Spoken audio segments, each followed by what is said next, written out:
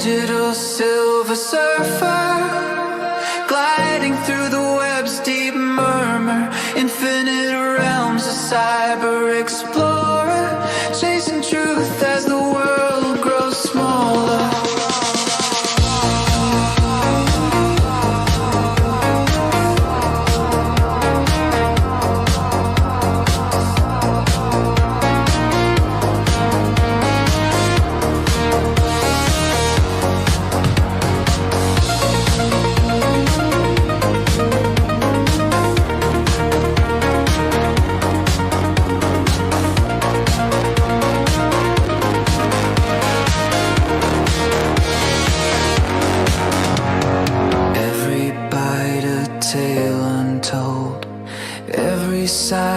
Treasure bold through the loops my mind's enrolled, a future framed in silver and gold.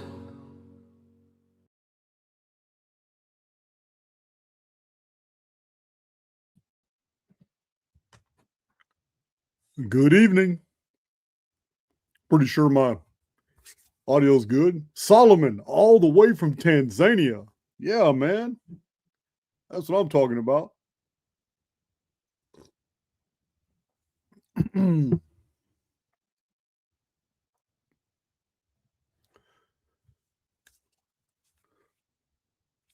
Excuse me.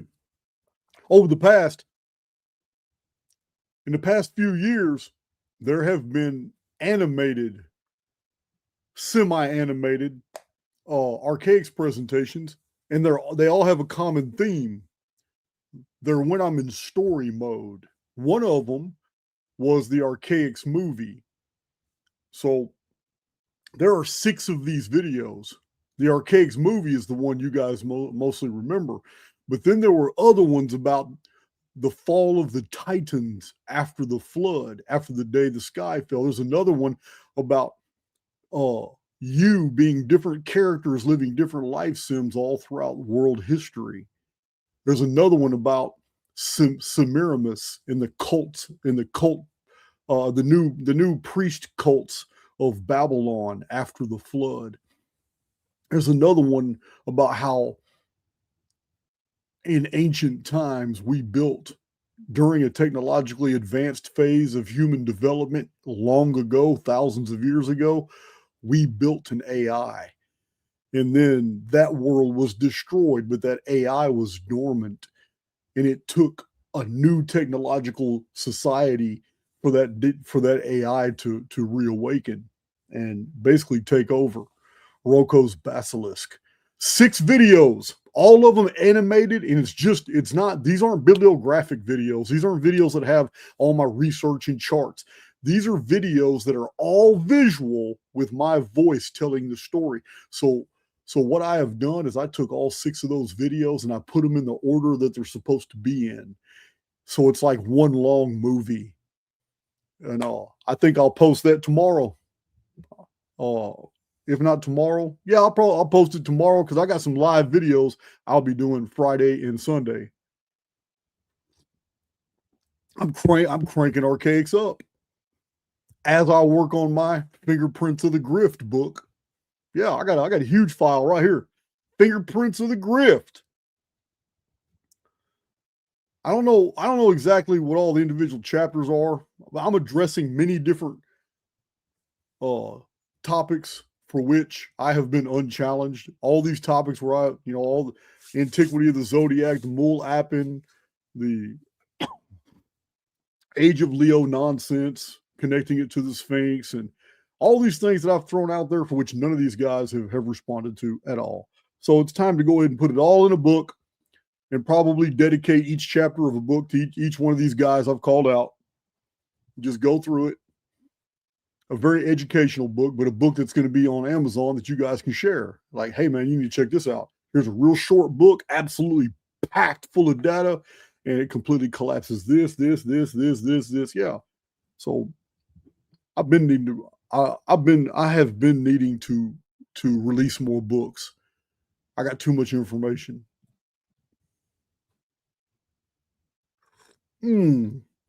Coffee's so good. Yeah, man, this coffee is so good. Audio's great. Excellent, man. Chat's chat's on fire, moving.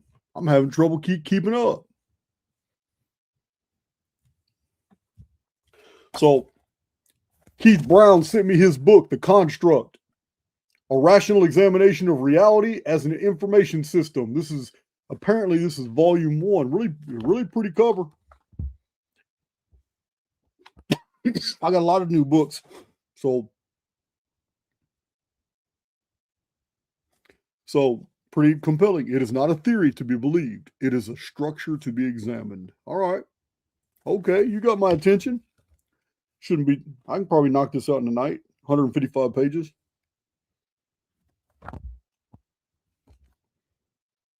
Yeah, man. So I got that book. So somebody else, I think the author himself, Greg Lund, sent me this book, Silicon Satan, a software engineer's narrow escape from the Luciferian elite satanic control over Silicon Valley. Preface was written by a PhD, Jerome Corsi. All right.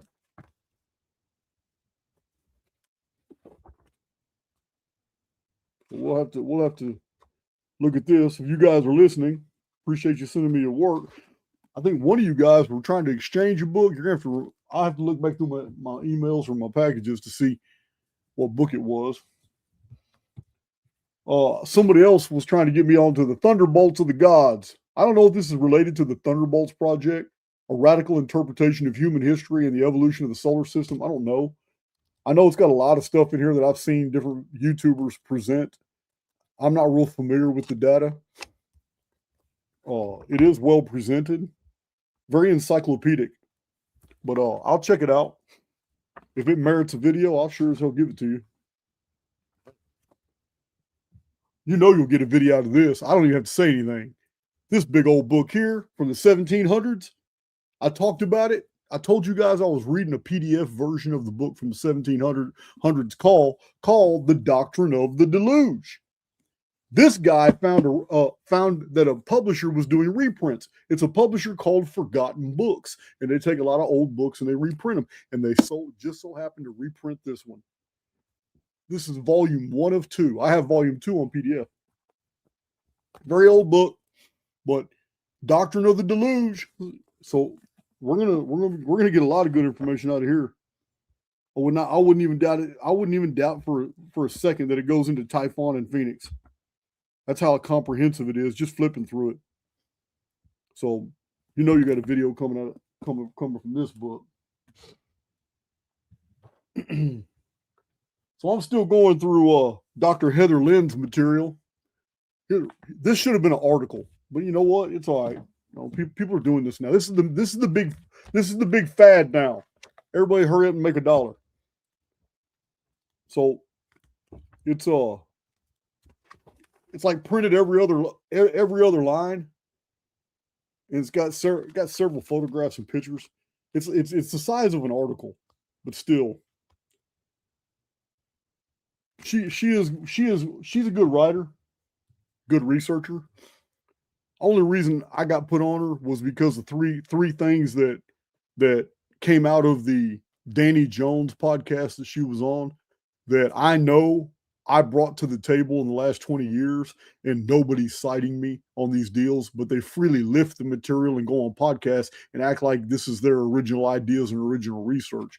I'm not even the originator. I'm just the one that brought these things back to the table. But she may have made these conclusions independent of me. But the problem is when I went through her books, it's the same Zechariah Sitch and Billy Carson bullshit that I've been talking about all this time. So, yeah, I didn't see anything about cargo cult in these books. I haven't seen anything about the Anunnaki history unfolded 5,000 years ago. And the third claim I make is that the Anunnaki were simply humans. We're not talking about anything other than technologically advanced humans coming into contact with Neolithic humans who regarded them as gods because of their technology. All I've seen in here is the Zechariah Sitch and Billy Carson version. So I'll be going through them before I make a final assessment. I'll go through them with a fine tooth comb. But this is her too, Land of the Watchers. I told you guys I'm going to order all 4 of the books I saw on Amazon that she has. So I got all 4 of them. I'm going to go through them, see what she's at, see it. And if she had come to these conclusions on her own, that's fine. I'm certainly going to give her props for it. But so far, I've been reading a bunch of Billy Carson, Zechariah Sitchin crap. So maybe her other book, she changed her mind. I don't know. But I mean, I know even to you guys, it sounds really weird to have all these published books conveying the Anunnaki history the way Sitchin and Billy Carson do it, and then all of a sudden go on a podcast and say something totally different. Yeah, that's going to set up a red flag. That's going to send up a red flag every time. Every time. So I've been going through these books with the Cypher community. When Jeff was here, we were looking for all these people's names from the 80s, people we used to hang out with, our little clique. And Jeff and I was going through so much paperwork. I never found those names, but I found a stack of Chronicon research notes, new Phoenix stuff, new stuff on Nibiru, Nemesis X, Dark Satellite. I'm like, wow, look at all this. It was in a box that wasn't even marked Archaix. It was personal stuff. I thought it was prison paperwork, like letters, things from, I used to correspond with a lot of people when I was in prison. And I thought that's all it was. But oh my God, I went through the box and got all my research, got all these research notes in there, got all these charts. I told you guys about these charts years ago. I've never been able to show them to you because I thought they were lost. I got charts on my imprisonment showing mathematical patterns that are absolutely amazing.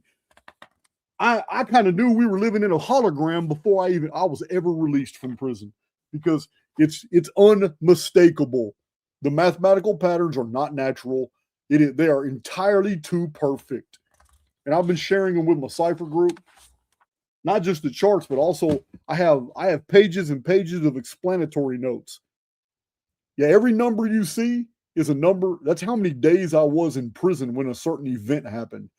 And these patterns they were repetitive over and over. They had predictive value. Yeah, man, even how many days old I was the day they put the handcuffs on me, and I didn't get out for 26 years.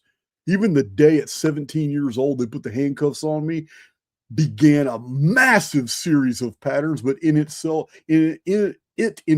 was also a part of an epicycle.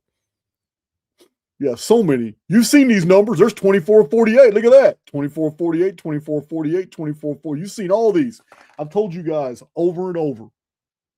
The days of a man's life in the calendrics are no different than the years of world history. It is the exact same principles and application. Yeah, man. So many badass cycles, so many awesome things. Even in other dimensions of arithmetic, even when you look at it in pi and phi. Yeah, things I tell you guys about in world history, I'd already done all these things with my own life, all the events in my own life. I told you guys about these charts. I just didn't have them. I'd lost them. I didn't know where they went. Yeah, I posted them all in the Cypher community with a bunch of ancillary notes. Speaking of Cypher, I haven't said anything in about 10 days. I haven't said anything. I'm telling you, 2 weeks ago. It's been 2 weeks since I said anything. Because it was the very beginning of the month. I told you guys this is it. This last month, because preseason starts in August. This is it. You got 2 more weeks. So, yeah, last year it was just me running predictions with 2 techs, and I had two people. Everybody knows who they are, Jonathan and Krusty, in the Cypher community. We got 700 people strong in Cypher. We're doing personal predictions, corporate business type predictions on people's lives, and all kinds of different sports predictions. And people are using, auxiliary programs, AI to facilitate for information gathering. And listen, man, it's back testing. Listen, we are doing some incredible shit. I'm just gonna say they're doing some incredible shit. It's hard for me to even follow some of these guys and what they're doing. Predictions on all different types of sports. But last year, when football season started, we shut the door and didn't open it till like I said, till after Super Bowl. After Super Bowl, opened the door back. And hey, we had a blast. I went to Vegas twice last year, but I'm going to go back to Vegas again this year in mid-season NFL. But this year's the same thing, except last year I wasn't real stringent. It kind of causes problems when we're deep in our shit and we're doing our stuff, man. Yeah, it's different this year. This year we got multiple people all doing NFL predictions, and it's all being fed into a program, and the program's taking everybody's predictions and running it through a sieve, and then the output will be shared with the whole group. But last year it caused some problems because I'm generous and I was letting people in the door even far after the deadline. I'm not doing that this year. This year we're square business. This year we have put the blood, sweat, and tears into this, and I'm just, you got 2 weeks. So on August 1st, don't even email me and ask me to get in. I'm not going through what I went through last year. I'm not doing it. All right. So yeah, this year we're gonna have some fun. We're gonna have a blast, and I'm so glad I found those. Man, I'm so glad I found those charts and those notes. But yeah, that's about it for now. I've been looking at some other stuff too. I got Fomenko here. I've been going through his stuff since this dude triggered me. He's really a good guy on X, but he kind of triggers me sometimes. I don't follow him. I never actively look for him, but he's popping up on my feed every day. So he must be following some of my Archaix posts, or X wouldn't be steadily throwing him in my feed. But he's one of those guys that pushes a lot of the Tartarian stuff, and sometimes he posts some really profound shit. Do I think it's Tartarian? No, but it's really profound anyway, in and of itself. But he and I were going back and forth about Flamenco yesterday, so I've been going into that. This is Mind Unveiled's book, Cabbage Babies. Okay.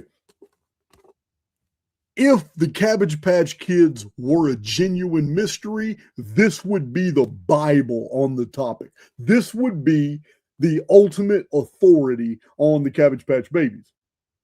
Now, if they were a thing. Beautiful book. Awesome. Very well put together. Very documented very well. Listen, I got nothing but compliments. It's so impressive. This whole thing is so impressive. Now, the reason, incubators, there's no mystery to me about the incubators. The orphan trains, no mystery to me. There's no mystery to me about the Cabbage Patch Babies. These are artistic ways for a very ultra conservative Christian community where we're not allowed to openly talk about things. People don't realize how conservative Christian Europe and America were 100 years ago. Just 100 years ago, people did not talk about sex. They did not talk about how babies were made.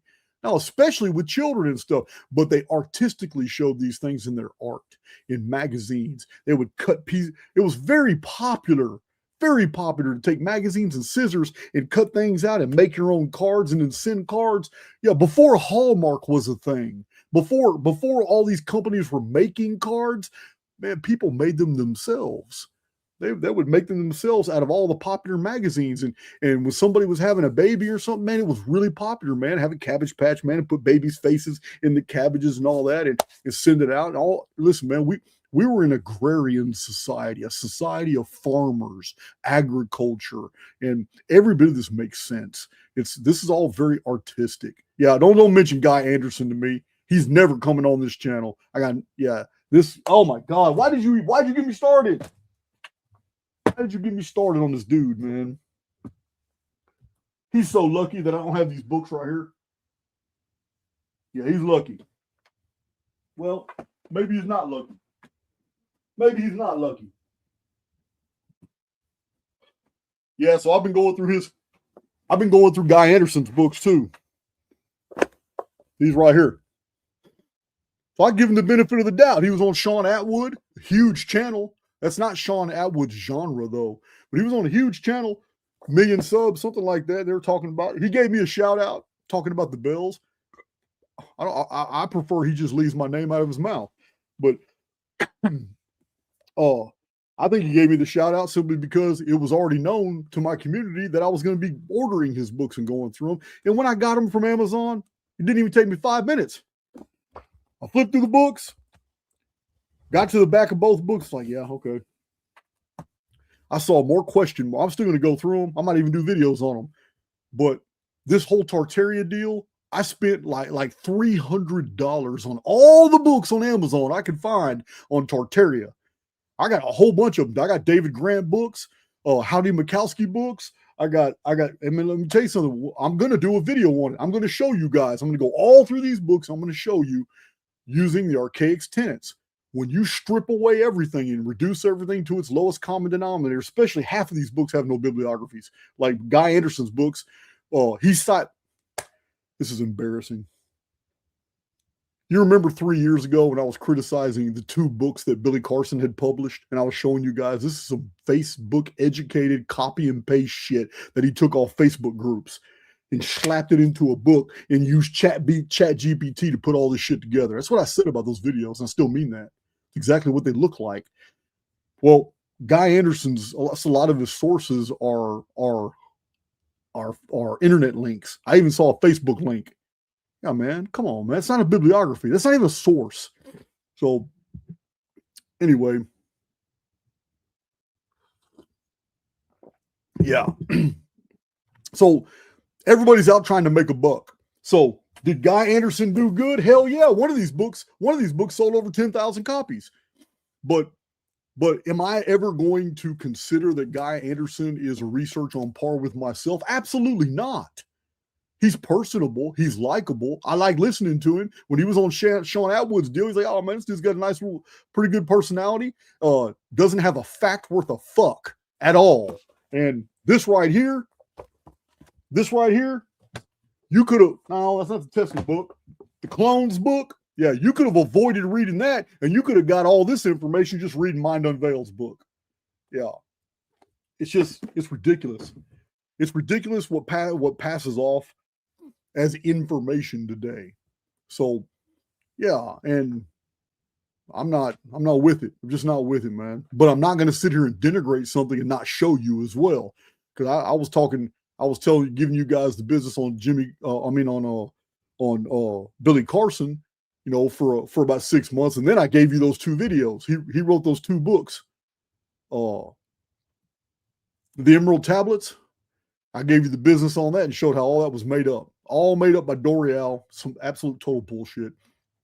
And his other book, I can't remember what Billy. It was trivial, whatever it was. I did a whole other video on a second book that Billy Carson had written. I can't remember what it was. But yeah, it's embarrassing. It's embarrassing. What people are publishing now, because self-publishing allows you to just put some bullshit out there.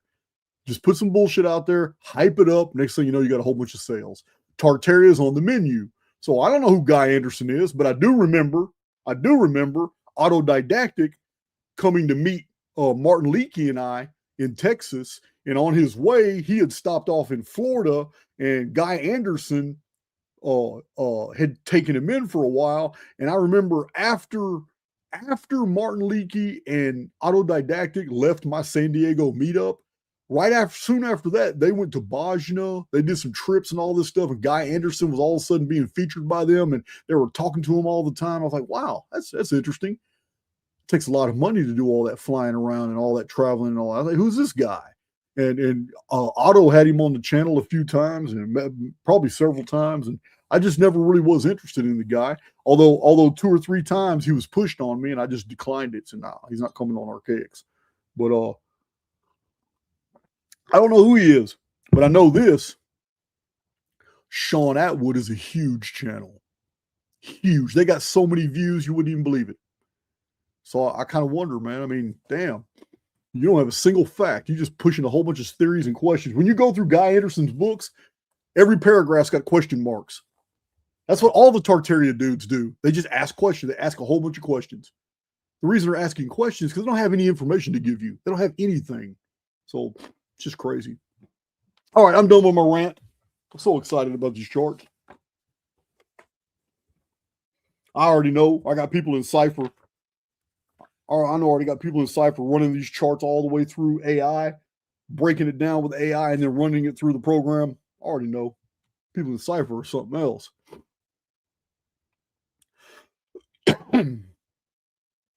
All right. Yeah, I think I'm done. I'm done with all that. Yeah, I was going to do something a little different today. Just a little different.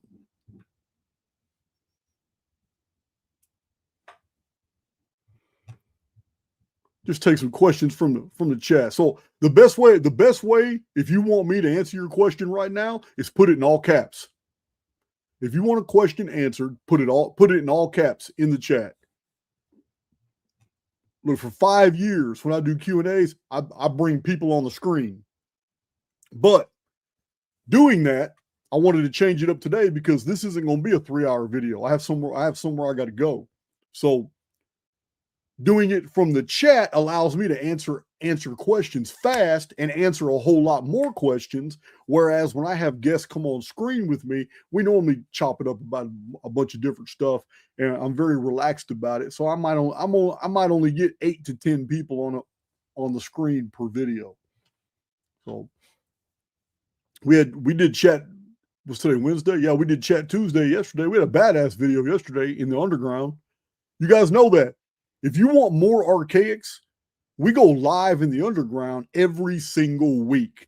And whenever I can actually do it, I'll have a whole nother program, my Archaix News and Intel reports, that's just going to be in the underground. I keep talking about it, but I never have. I just need to clear my schedule. I'm always doing something. Always doing. Oh, I see some questions coming in. Have you ever heard of the Talmud Emmanuel book? I don't know. I've got a whole file on quotations from the Talmud, but I've got whole quotations from the Jonathan Emmanuel. I don't know. The Jonathan Targum, the Babylonian Targums. No, I've never heard of the Emmanuel book. Talmud Emmanuel book. Talmud is huge, guys. It's like I got the full set of 1902 Jewish encyclopedias right here. That's what those are. Where my hand is, that's all the 1902 Jewish encyclopedias. You'd be very surprised what you find in those. Yeah, man, things that they admit to be true. It's like, wow. And yes, there are references to the Talmud in them and all that, but I don't know about that one. I'd have to look that one up. No, I have not read Reality Transurfing by Vadum Zealand. I have not read that yet. So many YouTubers quote that book. Transurfing, is that like a method of manifestation?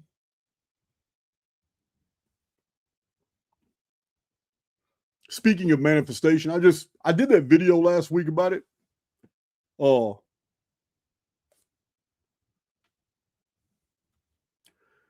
I don't know.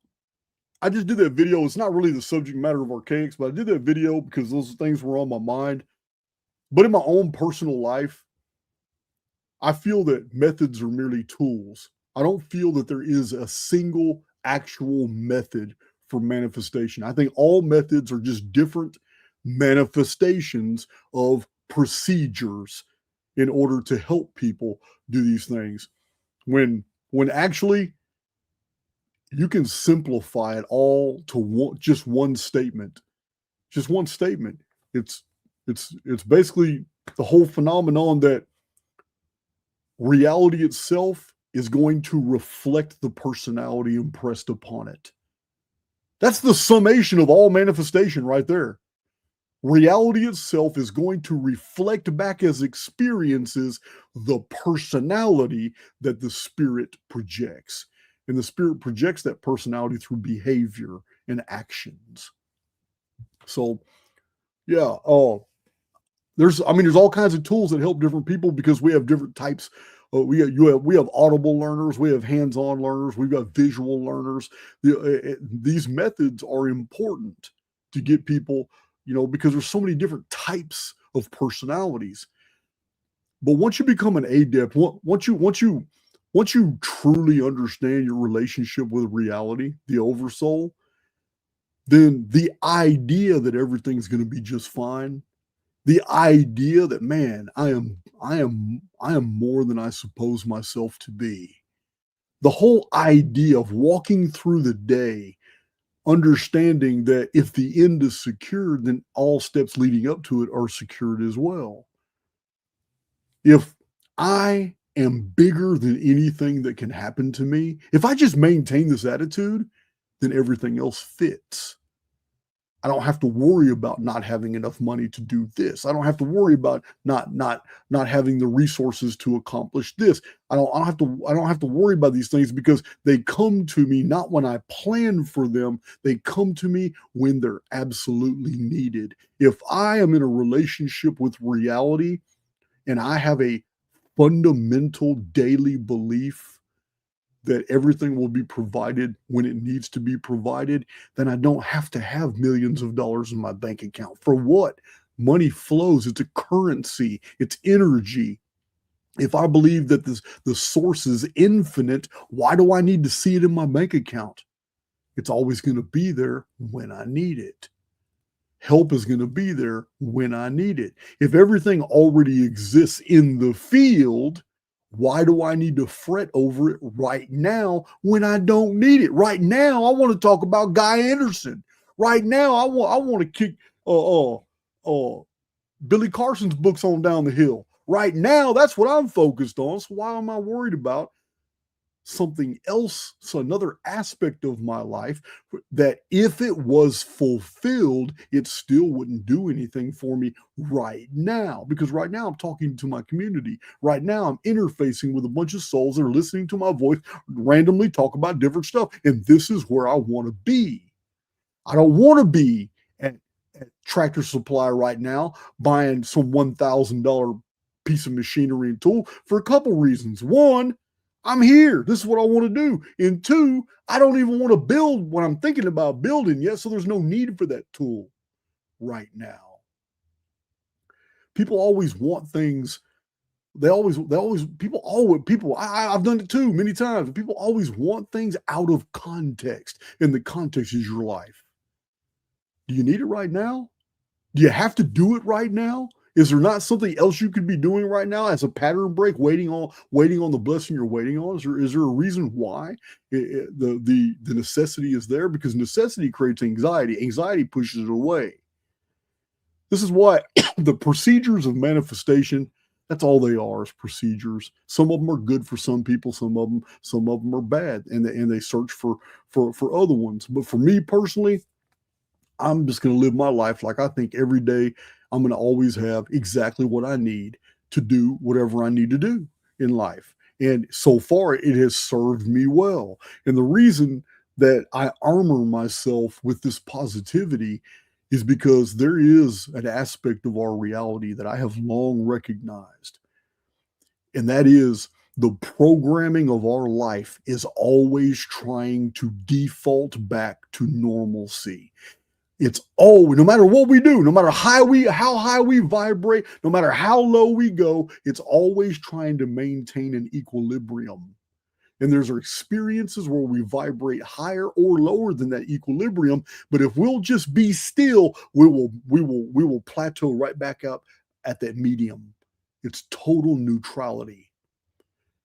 This is why when people are vibrating really high, they watch a YouTube video and they're like, man, I got this law of attraction, made me feel so good. I watched a Jason video from the We Immortals playlist and it made me feel so good. I'm flying high, and 30 minutes later, you're not feeling it anymore. You're not vibrating on that frequency anymore as when you were receiving that information. It's because the substrate of reality is baseline. It's going to keep you at a baseline. It's already fixed. I told you guys all the time, the construct has fixed protocols. And one of them is this baseline normalcy. It's always going to default you back into. It might take a while, but this is why throughout the day you can have many, many highs, but you keep floating right back down to that baseline. And this is why I maintain the positivity. I don't mind being on the baseline. I don't want to be below it.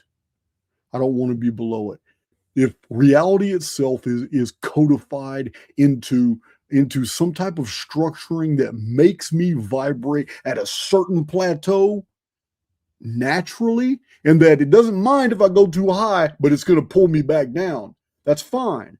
I can pretty much understand the way I feel throughout the day, what that baseline is. That's what I gotta watch for, because I don't want to go below it.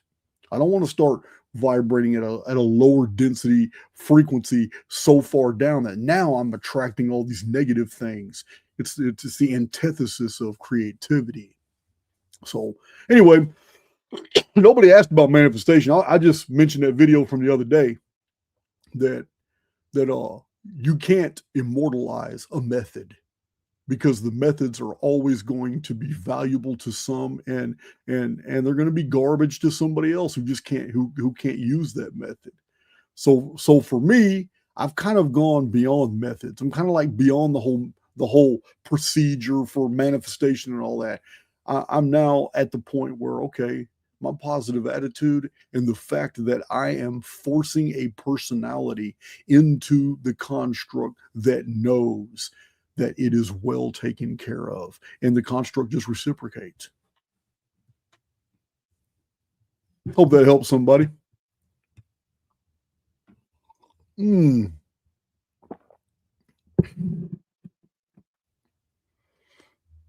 Yeah, the video I'm gonna drop tomorrow for you guys on Thursday on YouTube. Yeah, it's all 6 of those other videos that are animated with my voice telling the story, and I'm putting them all together. Listen, this is the ultimate share video for people new to Archaix and for kids. This is something for kids, because kids, I got a lot of animations, toys. Remember when the Archaix movie had a bunch of models and toys and all that? Yeah, that's all 6 of these videos were very visual.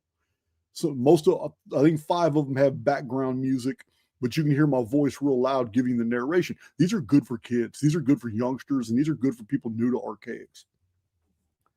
I just never put them together. I'm putting all 6 of them together. I just never put them all 6 together before.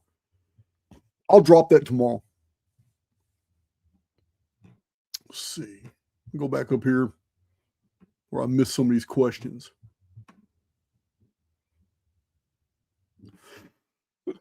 People always ask me about the 2040. How are you going to prepare for 2040? And my answer is always the same. I'm not. We have 14 more years. A whole lot can happen. If you really want to understand where events fit in your own personal timeline, it's not difficult. It's not difficult at all. It's what were you doing in 2008? 2008. Was it 2008? Hold on, so it's 10, 11, 12. No, that's too far. That's too far. What were you doing in 2012? Yeah, what were do you clearly remember the year 2012? What were you doing in 2012 when the whole world thought the world was going to be destroyed? You know, stupid ass movie came out about 2012. Jose, our guy, had published Time in the Technosphere and the Mayan Factor and sold millions of copies. And listen, this guy here got super rich off some bullshit. Yeah, 2 books, Time in the Technosphere and the Mayan Factor. He was absolutely dead wrong. He just faded away after that, 2012. But he's not the only one. There's a whole bunch of people who made a nice paycheck off of the fear mongering on 2012.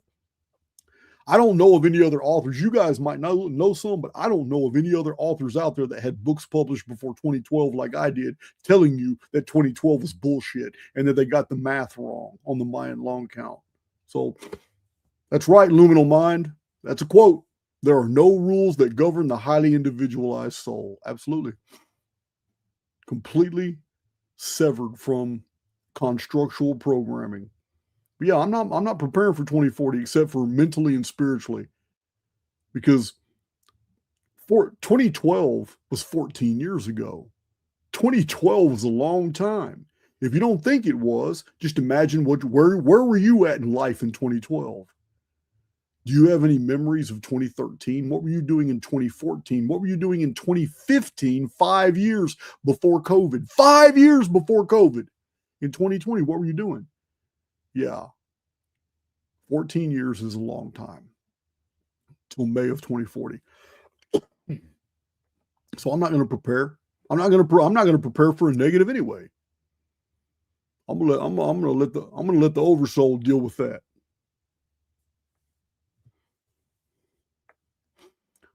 Diane Casey. I do believe that there are people in Cypher.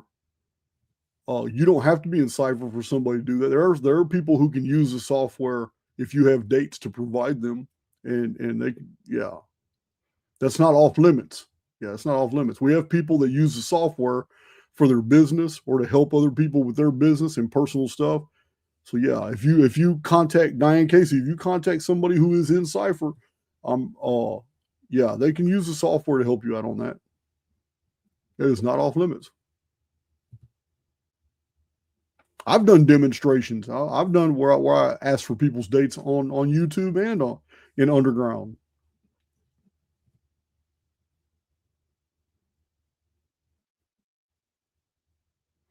Oh yeah, Guy Anderson. Yeah, he's something else. Somebody else mentioned him. Blunt bitch. Yeah, let me tell you something. He gets on Sean Atwood, which is huge, and now he's on a circuit. So he's on a circuit with world class. They advertise. I showed it the other day on X. World class speakers. Yeah, man. So he's like astroturfed in. He was astroturfed in. He's gonna be the voice of art. They're grooming him to be the voice and face of the Tartaria movement. Well, that's good. Now I know who he is. He's not my enemy, but he needs to expect what's coming because I'm not going to be quiet about it because he got in bed with the very people that I've been exposing for a long time. Yeah. No, you're now on the circuit with the very people that I've been calling out. Well, you're fair game. You're fair game. Don't get mad when I start doing some badass videos tearing apart this Tartaria shit. Yeah, especially the 1776 Satan's Little Season. He just borrows everything from every. Yeah, there's no way he can defend that. I've already showed you guys my books, my library books from before 1776. Yeah, you can't claim all history has been made up before 1776 when I've got books from the 1750s, 40s, 30s, 1706, 1707. I've got books from 1664. There's nothing about any of these books or what you're talking about. So if there was a reset, it goes back further. Now I have access to books that were printed in the 1500s. So I'm thinking if there was a reset, it goes back further. We're told the printing press was invented by Coster of Haarlem in 1440, and then Gutenberg within 10 years was making his own and making them for other people. That's the 1450s. It didn't get printing presses weren't manufactured till the 1460s, 1465, where multiple ones made. And Jews were the first owners of a printing press, and the first thing they did was Talmuds, Torahs, and Talmuds and Torahs. So, of course, they had the money, and they bought them. But yeah, this guy, man, his name is appropriate, Guy. This guy. So yeah, man, he can go in. He can go and expect that from me. He can expect that from me. Giving me that shout out on Sean Atwood. Yeah, that was really inappropriate because I know the only reason he did it is because I've already told my community that I was ordering his books and I was gonna tell y'all what I found in the contents. So yeah, man, dude's slick. He's slicker than fish grease. But I'm okay with it. I'm okay with it. It's just so dumb. I'm looking for questions in this chat. Last one I saw was the 2040 question. That's right. Dunning-Krugers and barf parrots. Oh, did anybody watch the somebody told me, I don't know if it's true or not. Somebody told me that Ken Wheeler, the one that I criticized on his five Atlantis claims, somebody had told me that it's been like a week and a half. Somebody told me he did a rebuttal video. I haven't watched it yet. I will go watch it. I wonder if he's sticking with those same 5 facts or if he's doing what everybody else did. Because everybody else deals with tangential issues that have nothing to do with the core facts that I debunked. And then they get frustrated and just throw my criminal history out there like it's relevant. Every single person that I have called out for debate. Almost every one of them have done that same method. We'll see. I'll go watch his video later. Somebody said about an hour before this video, he had dropped a response to my Atlantis criticisms. I'm not really worried about it because there's his first Atlantis video said everything. There's really no coming back off of that. There's no way to clean that up. Okay, now there it is. How is Jason going to prepare? So I'm not. I'm going to rely on source. I'm absolutely going to rely on source to make sure. All capitals if you're asking questions, guys. All capitals.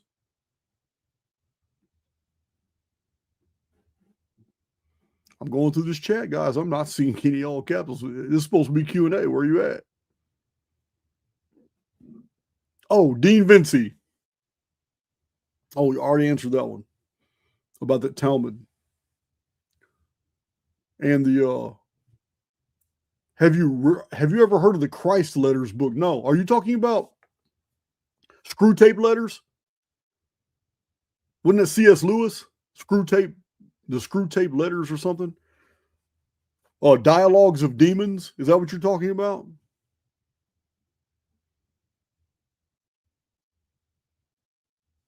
We enter the construct through a woman. Is that the gate? I've never heard that interpretation before. That's pretty interesting.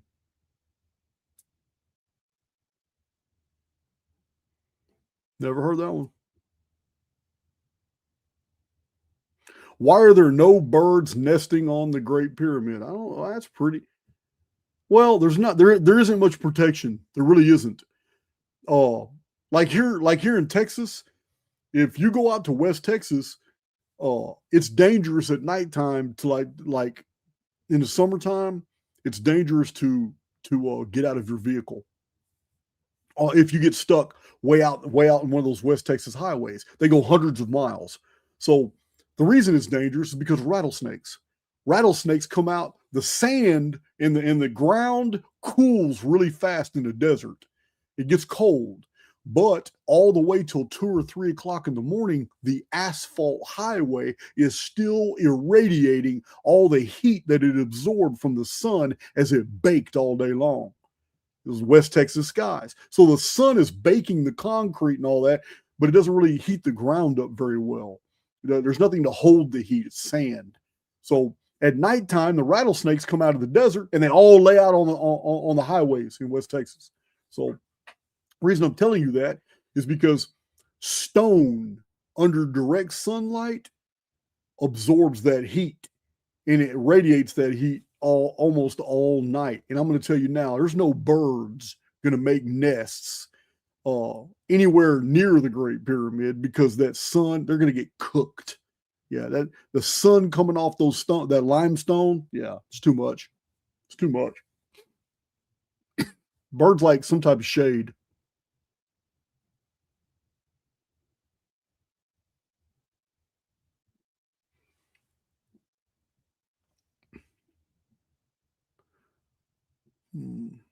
So why are there no? Oh no, Jay.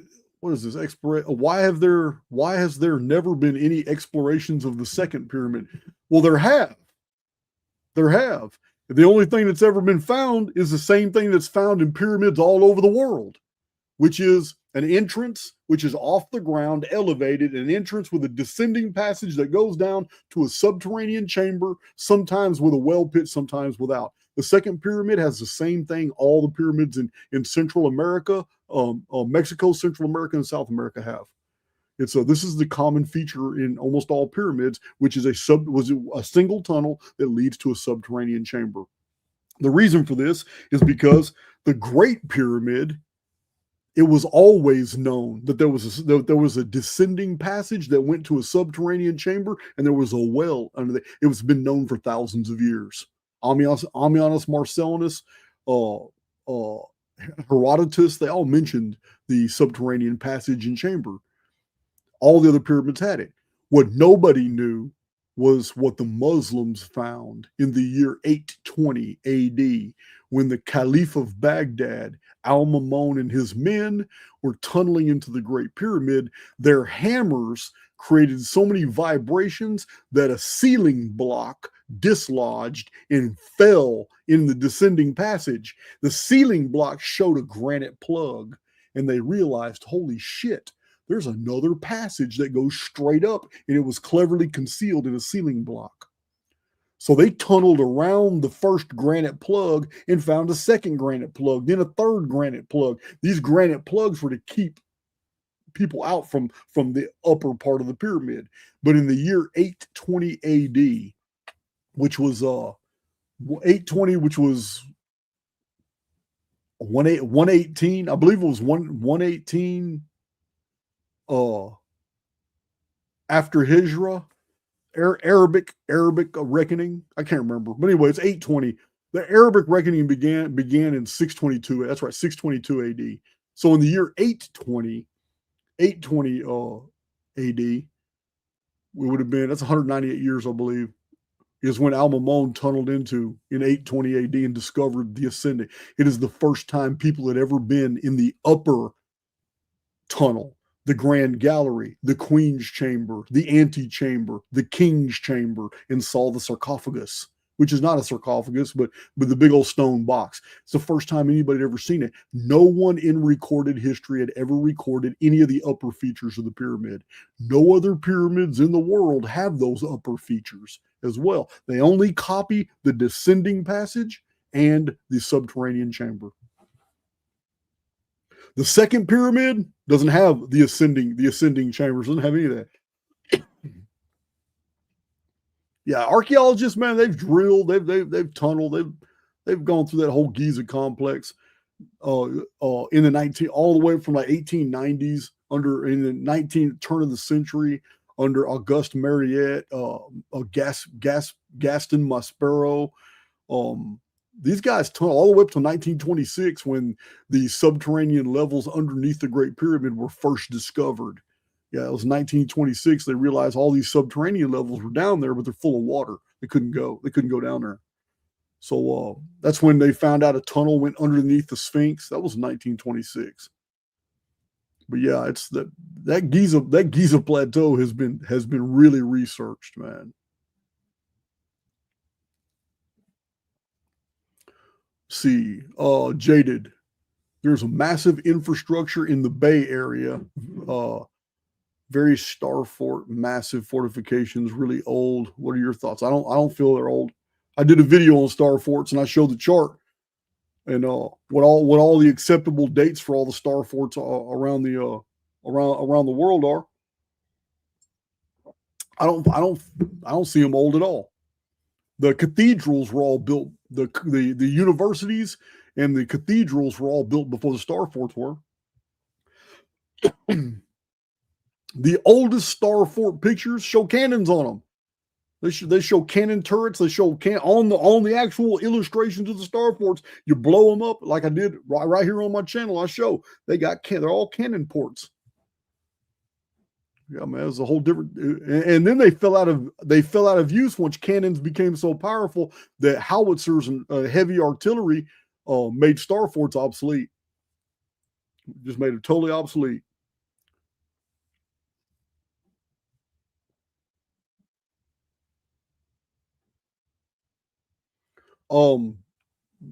Yeah, I forgot to mention the meetup. Yeah, we gotta meet up. We gotta meet up. You can see I'm trimming up. I'm gonna get out there in my come get me's. Go spend some time on the beach in San Diego. We're gonna have a blast. But that's in September 26th, September 27th. We're gonna do a full day meetup, and then we're gonna go out to a restaurant. We'll announce everywhere we're going at the meetup. We're going to a restaurant, bar. Then the next day we're going to meet on a beach, and the beach that's been selected has got restaurants, bars, all kinds of stuff, and we just hang out all day. I think I'm staying an extra day, and then I'll head out. I don't remember, man, what my itinerary is. But yeah, I think Allie or somebody's in the chat posting the link for the tickets. It's 2 days. It's $138 a ticket. No surprise there.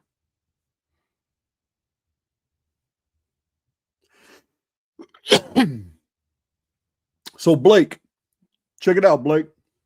Blake's asking, what do you mean when you say we built the pyramids in the future? Okay. I don't believe we're looking at time linearly. I believe that we're looking at time in a cycle. And I believe that we are closer to the building of the Great Pyramids right now than if we look past. If we look backwards, we are looking back 4,800 and something years to the completion of the Giza complex. If we look forward, I don't believe we're looking more than 70, 80, 90 years into the future to the building of the Great Pyramid if we're looking at time cyclically. So let me tell you some things about the Great Pyramid that are very interesting. First of all, drone footage has shown some anomalies about the Great Pyramid that are very little known.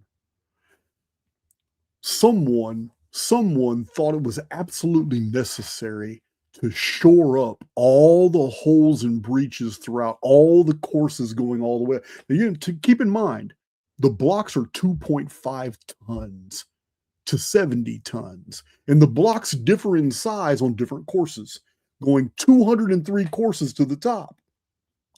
But somebody thought it was important to cement whole entrances, because there's other entrances to the pyramid.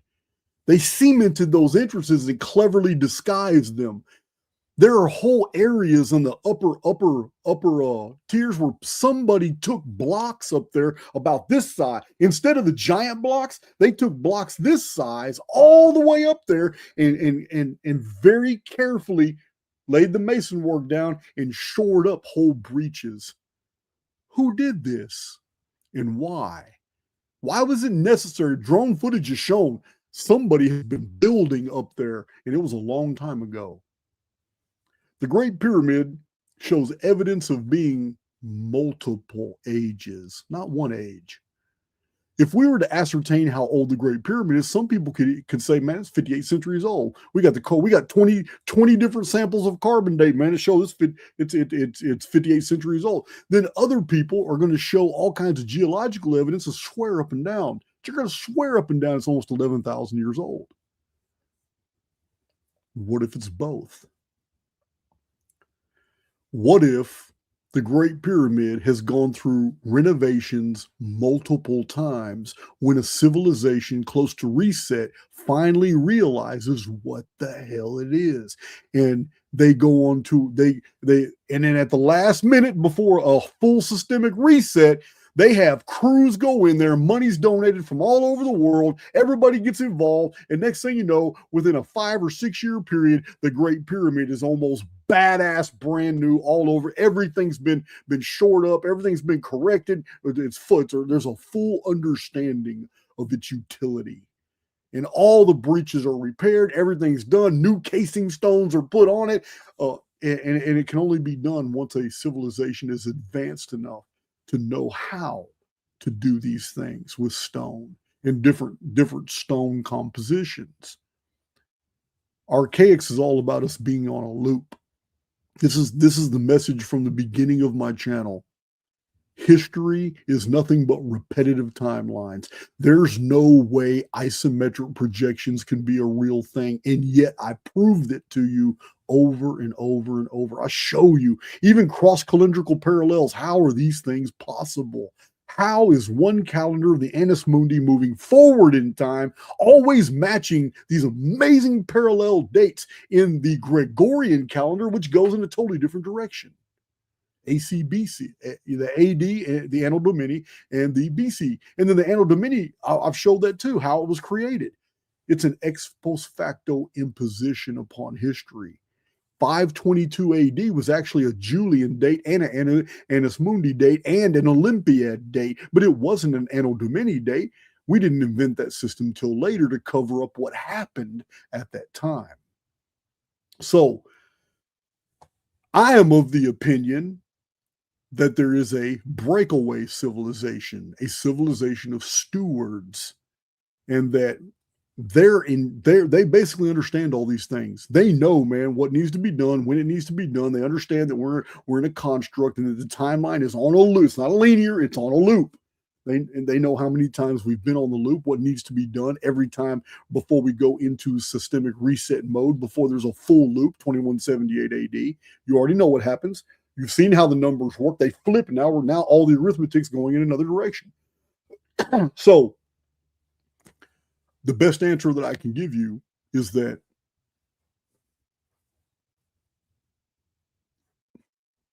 my perspective that the Great Pyramid was built in the future is merely a perspective of proximity.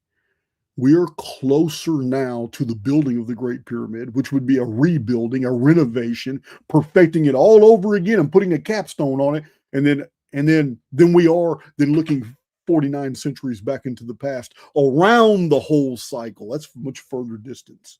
It's a much further distance looking backwards than it is looking forwards, because we're on a loop. So I hope that's the best way I can describe it.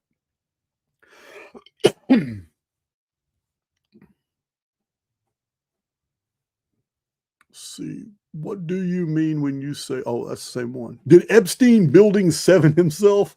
I don't know, man. That's not even, Epstein research is, that's not even my type of research, man. I barely even mention any of that stuff. There's so many other people talking about all that. I don't know. I don't even know.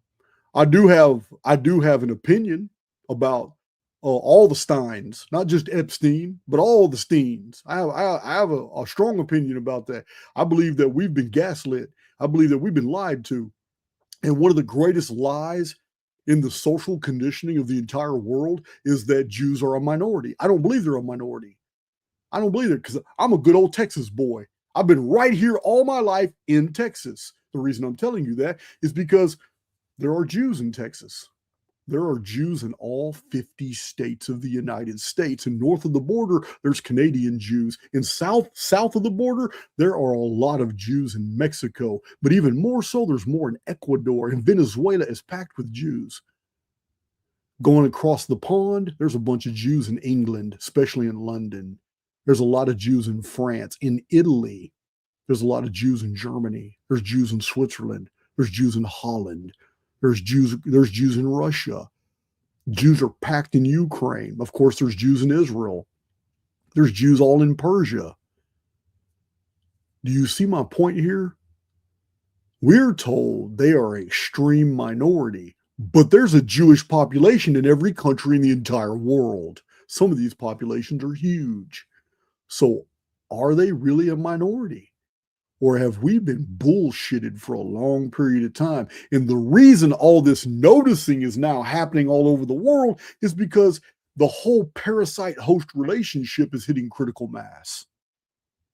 And every time it hits critical mass, they do something like World War II. So that's my opinion.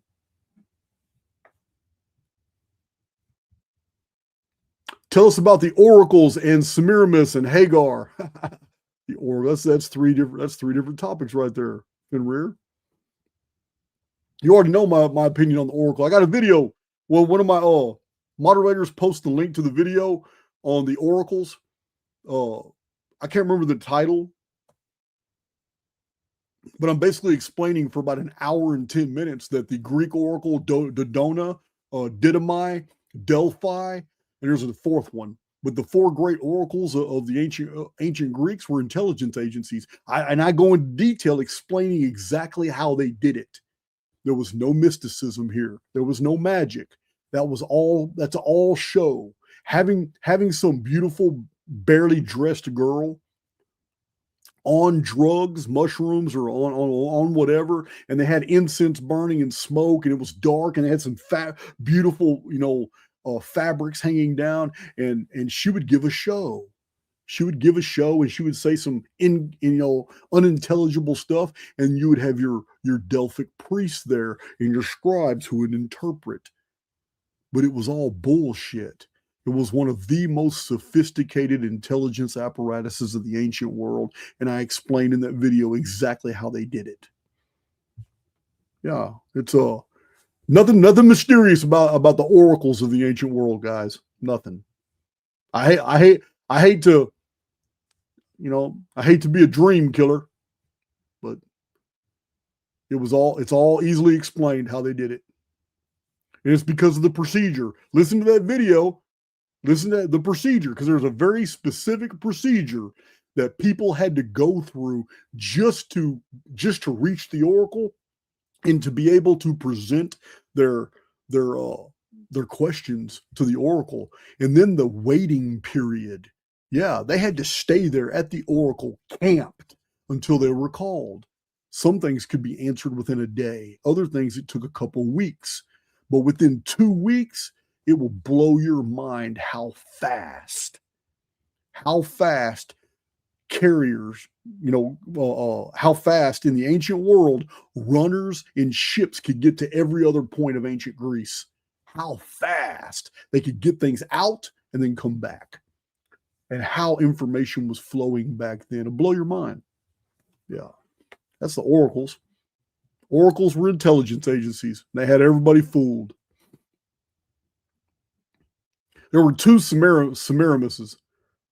The original Semiramis was right after the flood. She was the granddaughter of Noah and Naamah, Semiramis, and she was also the mother of Anak. Anak became a giant.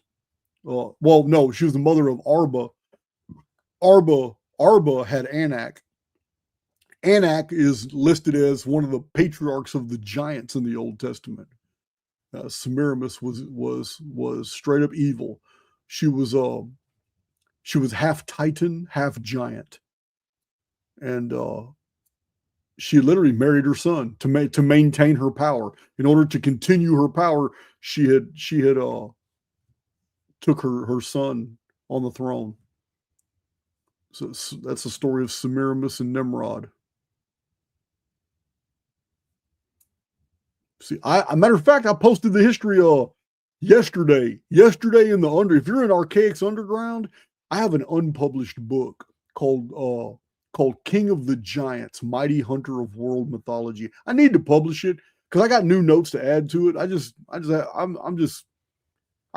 lot of things I need to do, but excuse me, I gave the PDF, the entire book, for free in the underground yesterday because we were talking about it. For some reason, we were talking about Semiramis and Amar Udaak.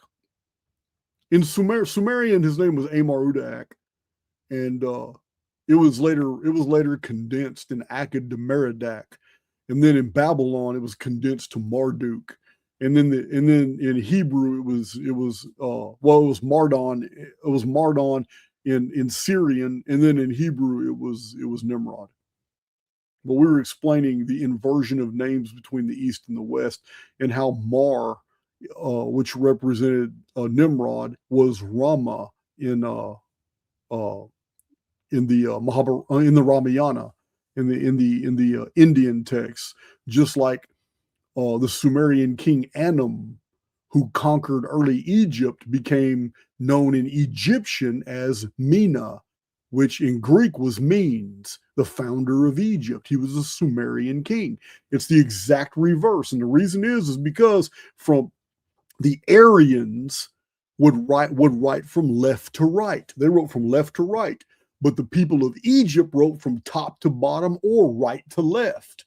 So when they wrote these things, they inverted the pronouns. Pronouns are people's names, place names, and titles, and that's why we have so many things that are backwards between Egypt and Greece. Like Phene for Phoenix in Egypt was Noph, N-O-P-H. The ancient Egyptian goddess Neith, the exact reverse in Greece was Athene.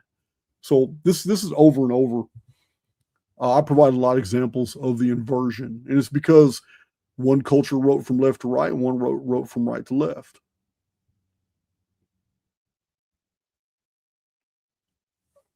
Jonathan Sherman, you sure know where to hit me up hit me where it hurts. Jason, when are we going to get a dark satellite video? There's so little information on it. I have a couple more dates to add to it of visitations, but there's just so little we know about it.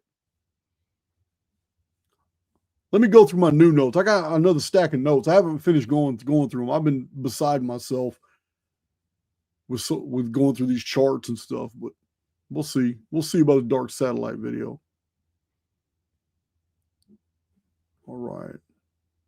Can you change your personality at 35 years old? Of course you can. Like become more charismatic or fun? Of course you can.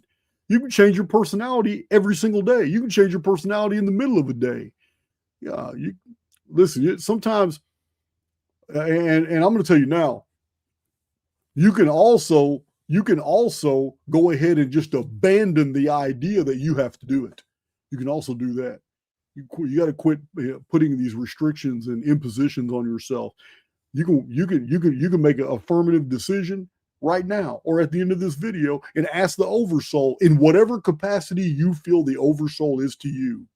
Whatever your God is, you just say, man, look, man, I don't know if I can do this by myself. I might need some help. You're going to get that help. You're going to get that help. You're going to move forward, and your personality is going to change. And the key, not just to personality change, but the key to manifestation, the key to any change that you're looking for is you have to ignore the physical world around you as factual. Yeah, because if you're trying to bring something into your experience that's not in your experience right now, then treating the world of phenomena around you as factual is going to be a hindrance to you. It's going to be a hindrance to you. Like, I'll give you an example. Let's say you're looking for a significant other. If you're looking for a significant other and you want to bring them in your life, but every night you're alone in your house, and you can't take being alone in your house right now as the fact of your future, and this is the way things are going to be. No, you would do little things around your house to prepare for a significant other to be entered into your life. If you truly believed a significant other was coming, you would do things naturally in your house to prepare for the inclusion of another soul into your abode. So, same thing with your personality. If you really want to change your personality, you would start doing things right now to facilitate that change, even if it is just asking the oversoul for help. But yeah, you would not take the fact that you are still the same person as a fact that you're never going to change. That's counterproductive. But that's where most people start. Most people who want to bring about any new experiences in their life, they instantly negate that energy. As soon as their excitement is over about the prospect of a new experience, they negate that new experience by taking as evidence with the world around them right there as evidence that what they want is never going to come true, and they negate it just like that. So it's that's what happens. Yeah, hell yeah. There's no such thing as when you talk about age, you are only dealing with the avatar. You're only dealing with the avatar and the brain attached to the avatar. Yeah. When you're talking about bringing new experiences, we're talking about things that are spiritual now. And the spirit does not recognize a number. There's no age in the world of the spirit. Yeah, that's totally alien concept. You can teach an old dog new tricks. Living in the UK and seeing what's about to happen. Yeah, the UK seems to be the center of controversy for the second seal. Yeah, there's no way they don't know what they're doing by taking this gigantic statue that's made out of knives from city to city, like a ritual all throughout England. There's no way they don't know what they're doing. That's a ritual. That's the knife angel. And the knife is the symbol of the second seal.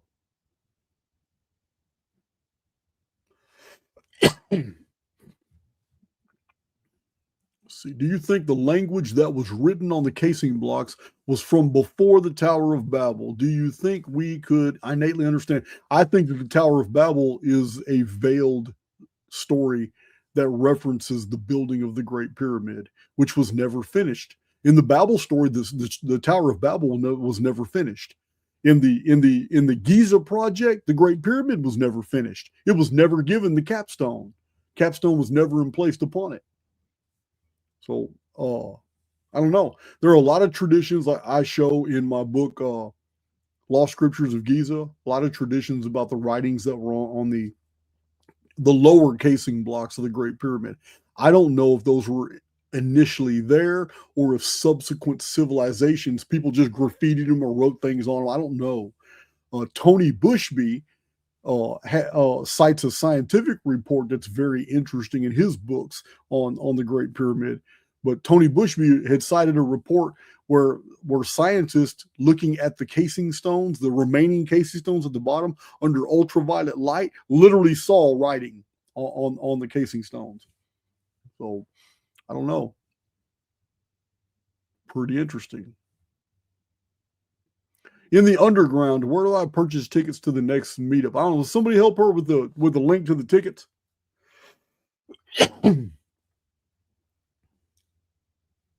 How did I?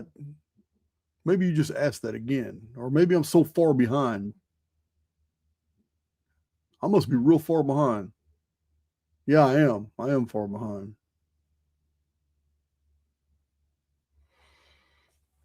That's not. I don't know. You have so much content. Respectfully, what video should I watch first to understand what's happening next? I don't know, man. I really don't know. I don't even know. I don't know really what are you talking about happening next. I mean, I have predictions videos, but not. I did the last predictions video I did was somebody just sent me an email too about my 2025 predictions video, and they sent me like a list of all the things. Like, damn, you nailed all these things. I didn't do one for 2026 except for vaguely. I didn't really do one that was specific because 2026 is already outlined. Second seal. This is the dead center of the second seal.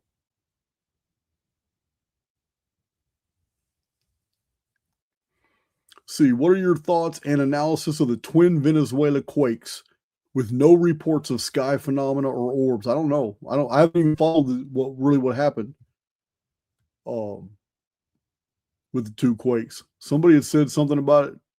The quakes were not natural. I don't know.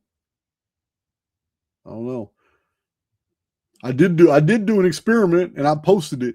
I posted the experiment on X, but I looked at all the quakes that happened during the Venezuela deal. I looked at a map of the world, and I showed every volcano that was erupting in the world, and I show every earthquake that was going on at the exact same time as the Venezuela quakes on a map of the world. And it doesn't look, there's no pattern. There's no pattern whatsoever when you look at it. However, I posted where those locations are on a flat earth map, and it's almost a straight line. When you look at the world on the flat earth projection during the Venezuela quakes and you record where the volcanoes are and where the deal, it cuts the world in half. It's like, what the hell? Yeah, I posted that on X. It was just an experiment. Let's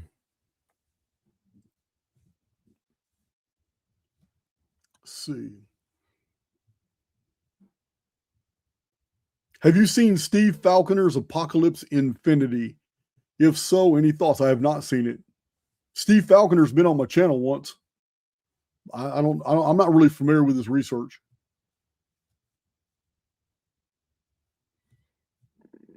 Yeah, I don't know. Monroe Institute is something else. Yeah, the Monroe Institute is something a little. It's weird. It says they're training children to run through obstacle courses blindfolded. Yeah.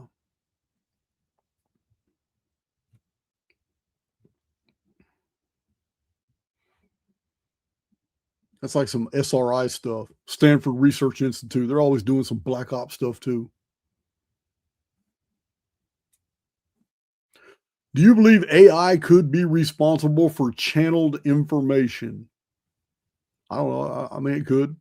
You know, I don't. That's like the guy Bashar. I'm not trying to hear any of that stuff. I'm just. I don't really attack him. I leave him alone and all that. But to me, it's silly. To me, it's just silly shit. I remember years ago reading the channel reports from My Awareness. You ever heard of My Awareness? In the 1960s, 70s, and 80s, they used to produce these little packets before the internet. And when I was in prison, I used to get whole stacks of. It's called My Awareness, and or no, it's called This Awareness. I'm sorry, it was titled This Awareness, and all these people would ask questions to this whatever it was, and the response were this awareness, and it would give the answer. This awareness asserts. This awareness claims. This awareness says. And I used to read all these all the time. I was like, man, somebody's making this bullshit up. This is the precursor to like Galactic Federation channeling and all that. Yeah, I'm not with any of that. I'm not with any of it because it's the same thing with Mini Vanilli guy. You guys know I'm a real critic. Lisa Harrison and her paramour, her young lover. What's his name? Darius J. Wright. Yeah, man. You guys know Darius J. Wright as who he is today, promoted heavily across YouTube, promoting his OBEs, but that's just the grift that worked. You don't know about his other grifts. Yeah, I've tried to educate you guys, man. But a lot of you understand. But I got a whole video explaining the grifts he's been involved with in the past, and finally he found a grift that worked because nobody can say he's lying. That's his subjective experience. He doesn't have to read any books, so there's no bibliography required. He doesn't have to specialize in any topics or anything. He found the perfect grift. Yeah, OBEs. Yeah, man. You guys don't understand, man. Lisa Harrison and it was tried to get Darius J. Wright on Archaix twice before Darius blew up. Tried to get him on my channel, man. I was not trying to hear it at all. Yeah, man. Plus, I know people who know them from Morocco, who lived in Morocco with Darius J. Wright, man, when he was coming up. I'm not trying to hear it, man. Yeah, all that channeling. I'm not saying channeling is not real. I'm not saying OBEs are not real. I'm saying the propensity for the grift is too great. It's too great. So many people just out trying to make a buck. They don't give a damn about telling you the truth. They're going to make up a bunch of shit and hope you believe it and send them some money. That's all it is.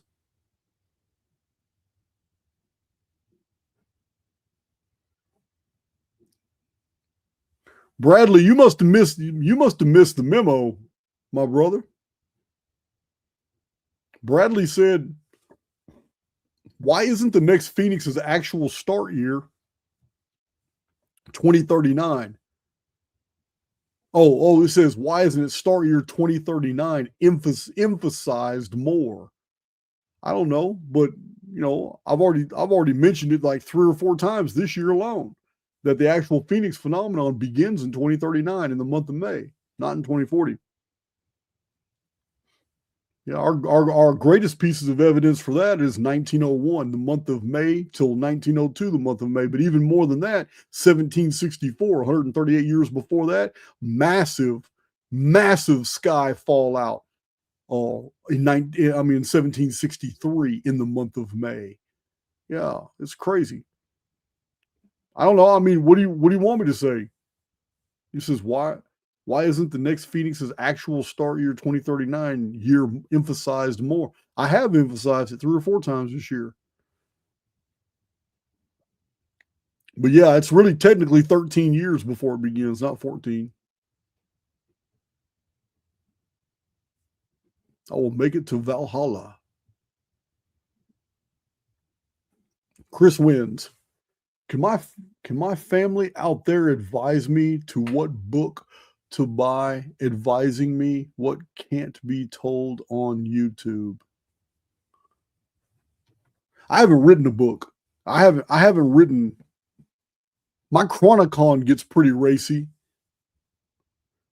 but only the pre-flood, the first 3,000 years of recorded history, 3,000 years before the flood, has been published thus far. But in my Chronicon, I'm quoting some pretty racy shit, but I think it can be published by now. Shit, the whole world's waking up.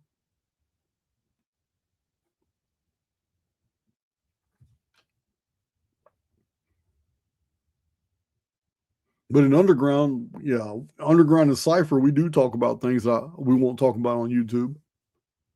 But I don't have any published books that discuss these things.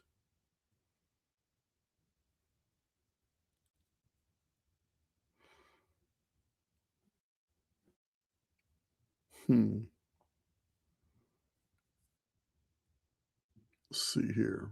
I'm now trying to catch up. Trying to go through here. Oh, there we go.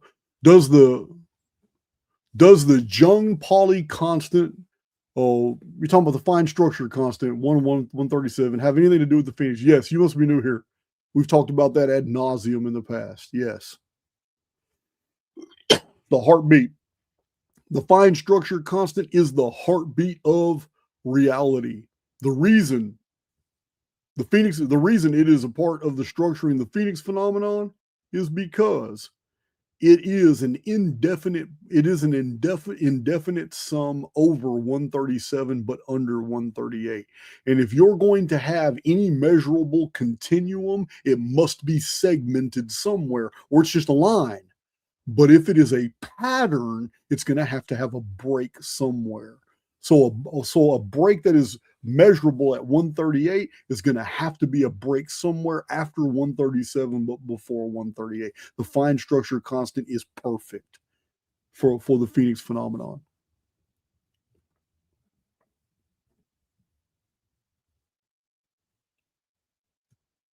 Let's see, a $1,000 log splitter. That's expensive log splitter, man. I don't have a lot of logs, so I'm not trying to split logs. I just use a wedge. You must be making something big.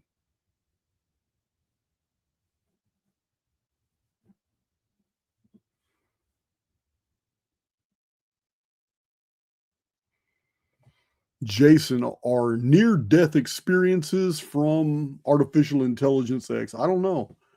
I don't know, man. That's a subjective experience. I really don't know much about it. Near-death experience. See, I have problems with NDEs. I really do. I have more problems with NDEs than I do OBEs. The OBE doesn't really matter, doesn't really offend me because I know, because it's the result of trauma. People have had OBEs induced because of trauma. NDEs, a near-death experience, the reason I have a problem with it is because Jeff Mara has a good podcast where he has people all over the world come in and talk. But when you listen to them, some of them sound like they're really genuine. Like, oh, okay, you might have really had that experience. And other people seem like they're just freestyling, making all this shit up, just going off. And you know what? It's like, okay, you're a Christian, so you just explain that you're in hell and you saw demons and you're explaining how you felt and all that, but you got pulled back because for some reason your body started breathing again and you got pulled all the way back. I'm not trying to hear any stories like that. Yeah, I don't believe in those type of imperfections. Yeah, you went all, yeah. First of all, hell is a frame of reference from a conditioned, programmed, and brainwashed Christian.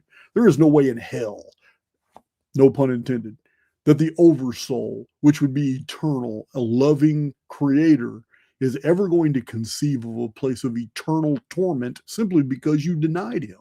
That's so dumb. It's just, yeah, it's so medieval. No. NDEs NDEs are so weird to me. Did you have an experience? Yeah, it's probably an OBE. You probably had an OBE, not an NDE, because you're still here to talk about it. Therefore, you did not die. I get it. NDE is an acronym, near death experience. But where do you draw the line? Because a lot of people who said they had the NDEs are describing dying and then coming back. They came back. So, I mean, the world's full of resurrected ones. I don't know, man. I'm not, it has nothing to do with the Archaix research. You're asking me for my opinion on stuff that I really don't know anything about because I'm just not a believer. I'm not into the mystical stuff at all. I don't know, man. To me, it's entertainment. Somebody talking about their NDE experience is no different than me listening to Billy Carson talk about how green aliens visited him in his room after he signed up for NASA. It's so dumb. I don't know, man. Because he did say that.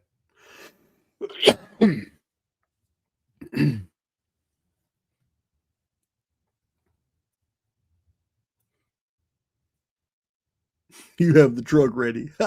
Hey, Jason, Knowing no one will debate you, why not go and visit some of the many conferences that have your nemesis sitting on panels and ask them the hard questions? Yeah, I can do that. I would never crash an event just to be disrespectful. I'm gonna maintain my professionalism. I would never go crash an event just to disrupt it and all that. But if they're doing a genuine Q&A, yeah, I would introduce myself. Hey, my name is Jason, host of the Archaix channel. I got a question. Yeah, no doubt. I have no problem doing that, and I might. I might. Dopamine is mean.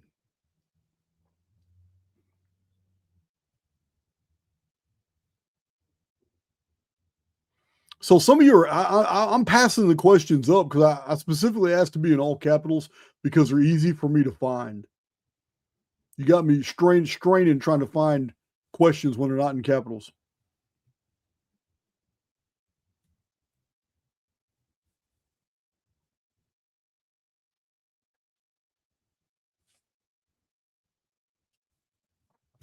Scotty Blue.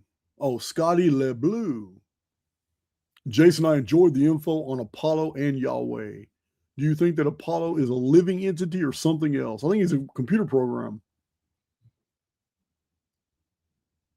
I think he's some type of protocol. And we give these protocols more and more life or the semblance of life by our entertaining them.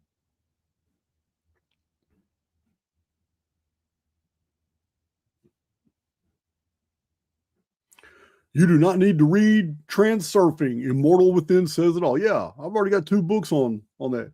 Awaken the Immortal Within and Empower the Immortal Within. And I don't feel any need to write a 3rd one whatsoever.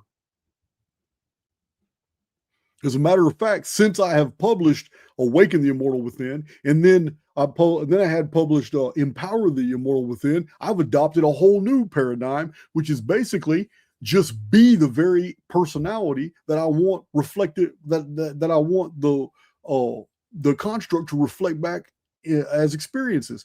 I mean, if I want to be a warrior, then I'm going.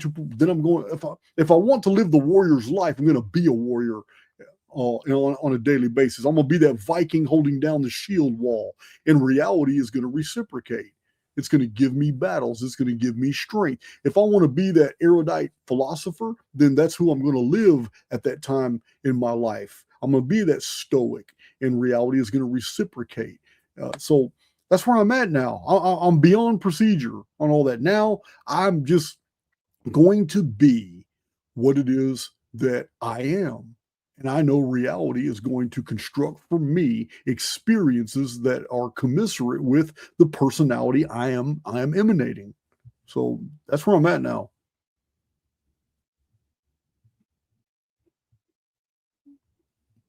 I just think there comes a point. I try to lead by example, but I've told you guys in the past many, many times, there's gonna come a point in time in your walk where you're going to just realize you've had enough. You're done scrolling through YouTube videos, looking up manifestation videos. You're done listening to Neville Goddard. You're done with that bullshit. You're going to wake up one day and you're going to realize, you know what? There comes a point in every soul's walk when learning becomes an impediment to knowing.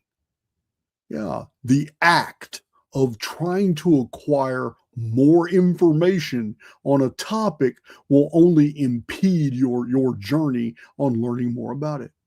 Yeah, it's different for everybody. It's different for everybody. You just got to recognize it when you hit that plateau. I've already hit it. I'm done with procedures. I'm done with tactics and all that. I'm done with that. I am now living the awareness that reality is always going to reflect back experience whatever personality that I'm wearing that day. That's what it is. Introverted errant 108. What really are data centers, Jason? All the same or serving several purposes? Again, this isn't anything I've even looked into. With I don't know, man. I haven't even looked into it.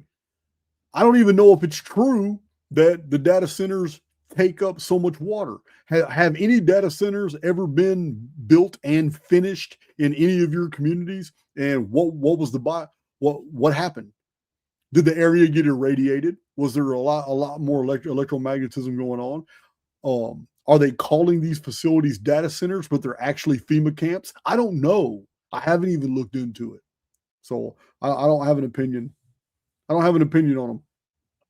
Are they necessary for computational power? I seriously doubt it.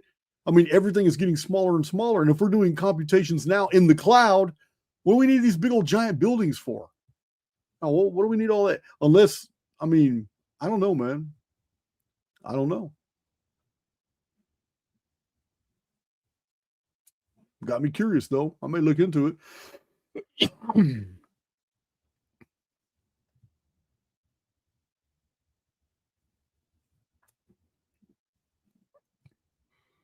Let's see. Still looking for some. I'm behind you guys. I'm at, what is it, 638? I'm scrolling through here. I'm at Dean Vinci, 544. Billy Myers contact D took place prior to the Guidestone install. I don't even know what you're talking about. You must be talking to somebody else, but you put it in all caps. All right, so I'm at 546. Oh, we got one. Mr. Wishmore. Hi, Jason. Knowing no one will. Oh, we already talked about that one too. So, I see what it is. Some of y'all were waiting on me to answer, and you put one in. So I'm moving down. Christy 444. What do you think of the simulation nesting theory? We've discussed this a little bit in the past. I believe I did a video in the past on the paradoxes, the different paradoxes. So simulation nesting theory is going to be a variant of the Mandelbrot concept as applied to simulation. A simulation within a simulation within a simulation just keeps going. So remember my model that I just can't process this experience outside the context of the Nemesis Cataclysm, 5239 BC. So if my experience now it has something to do with the implementing of all these ancient calendars, and I trace these calendars to things like the Phoenix, Nemesis X, two different planes, the dark satellite, the period before and after the appearance of Luna, the moon. So if all these ancient calendars are attached to these concepts, then I believe that space is holographic right now. But what if somewhere else outside this experience, space isn't holographic? That would make sense to me. But right now, when I look up at the sky and I use a telescope, I don't see what NASA shows me in CGI pictures. I see oscillating fields for stars. I don't see what they see. I don't see the rings of Saturn. I don't see any of that. I'm not saying you can't get a telescope big enough to see those things, because I also understand how technology works. And with my phone, with my Android phone, my camera isn't strong enough to blow up the moon and get details. But I also understand that these clever bastards put software in here that renders the details of the moon superimposed over my video when I'm trying to record the moon.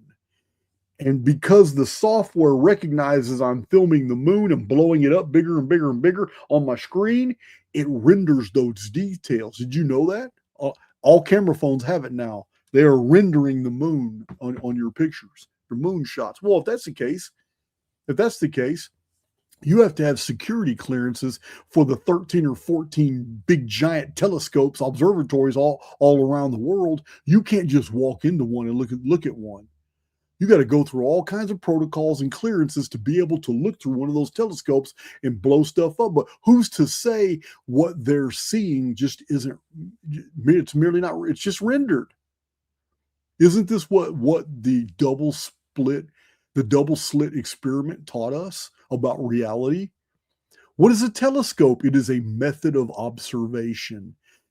If something is in wave form, oscillating field up in the sky, but it's being directly observed through a telescope, wouldn't it just collapse into rendering?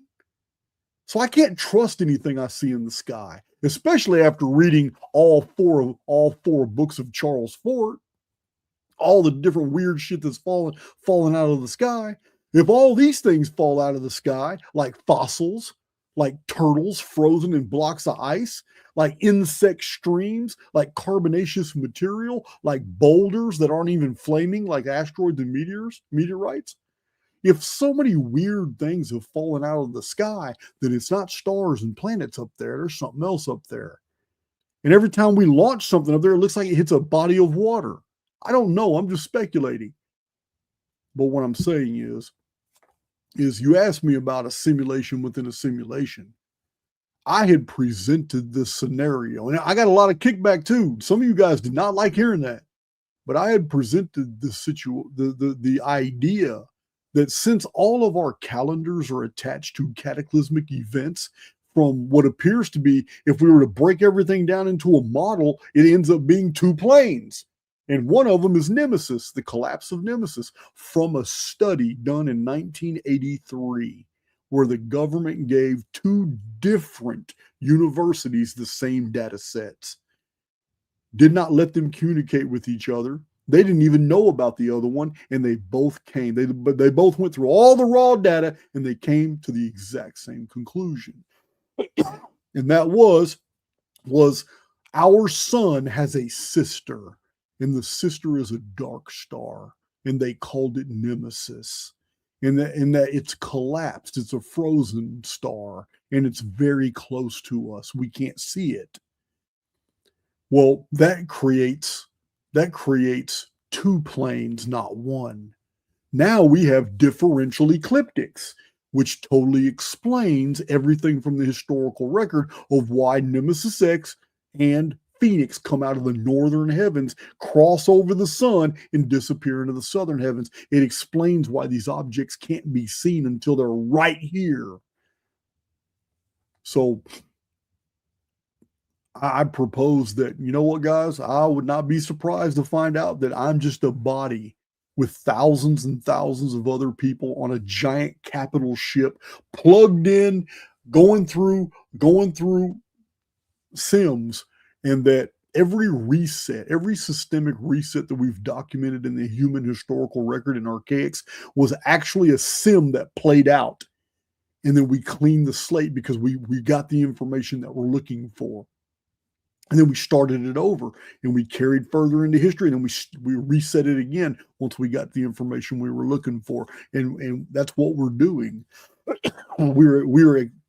We're exploring different timelines and scenarios, trying to find the best exit strategy of how to get away from a collapsing star without getting caught in its event horizon and going through a loop over and over and over and over, not even realizing that in that sim, we're already in the event horizon, and we're trying to figure out how to not get in it, but we're already in it, which makes sense of all the looping repetitive timelines, cross-calendrical parallels, everything that we've been experiencing.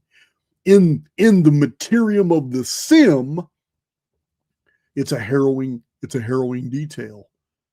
We're stuck here. We're on a loop. We're already in the event horizon, thinking that we're trying to come up with a way from preventing ourselves from getting in it. We're already in it, been in it for a long time.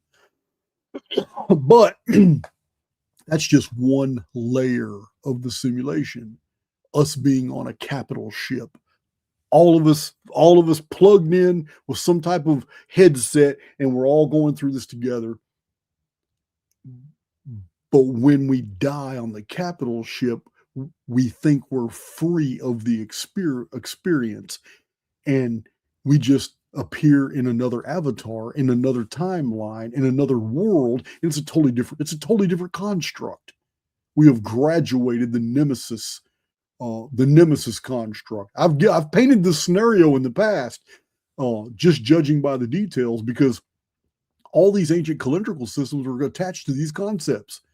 So the only thing I can think of is that we're on a loop, been on a loop for a long time, and that the escape isn't us escaping that scenario. The escape is the exodus of our immortal souls, just moving out of this program and into another one. I've also painted the scenario that we've never ever really truly been in danger, because every bit of this is simulated. That's the best answer I can provide for that. I go all day long without coughing, guys. But when I talk a lot, when I do a bunch of talking, which I don't do during the day, yeah, contrary to popular belief, I'm not a talkative guy. I do not talk out here. I live alone. I ain't nobody here to talk to. Yeah, but I get in front of this camera. I gotta run on my jaws. Start coughing every time. So, do you have any information on the land bridge to Scandinavia called Doggerland? No, only that it's mentioned in different texts, and that I do know that area of the world, 306,000 people died when Doggerland sank, or in that general time period. I have the date 1212 AD, but in my Phoenix material, I have 1212 AD for the death of 306,000 people. Really unusual, because the book was published in the 1700s, and it's citing books from the 1500s that claim that 306,000 people died when that landmass sank, and it's dated 1212 AD. Very specific. 1212 AD is a Phoenix year on the 138-year timeline. I didn't make that up. It's out of that book. I've showed it before.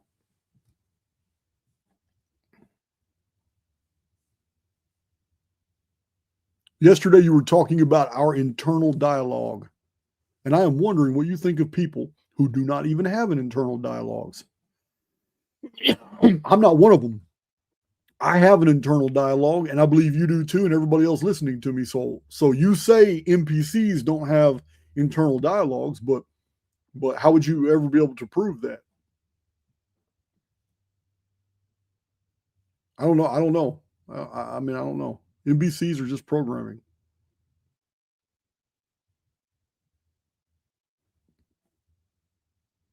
Do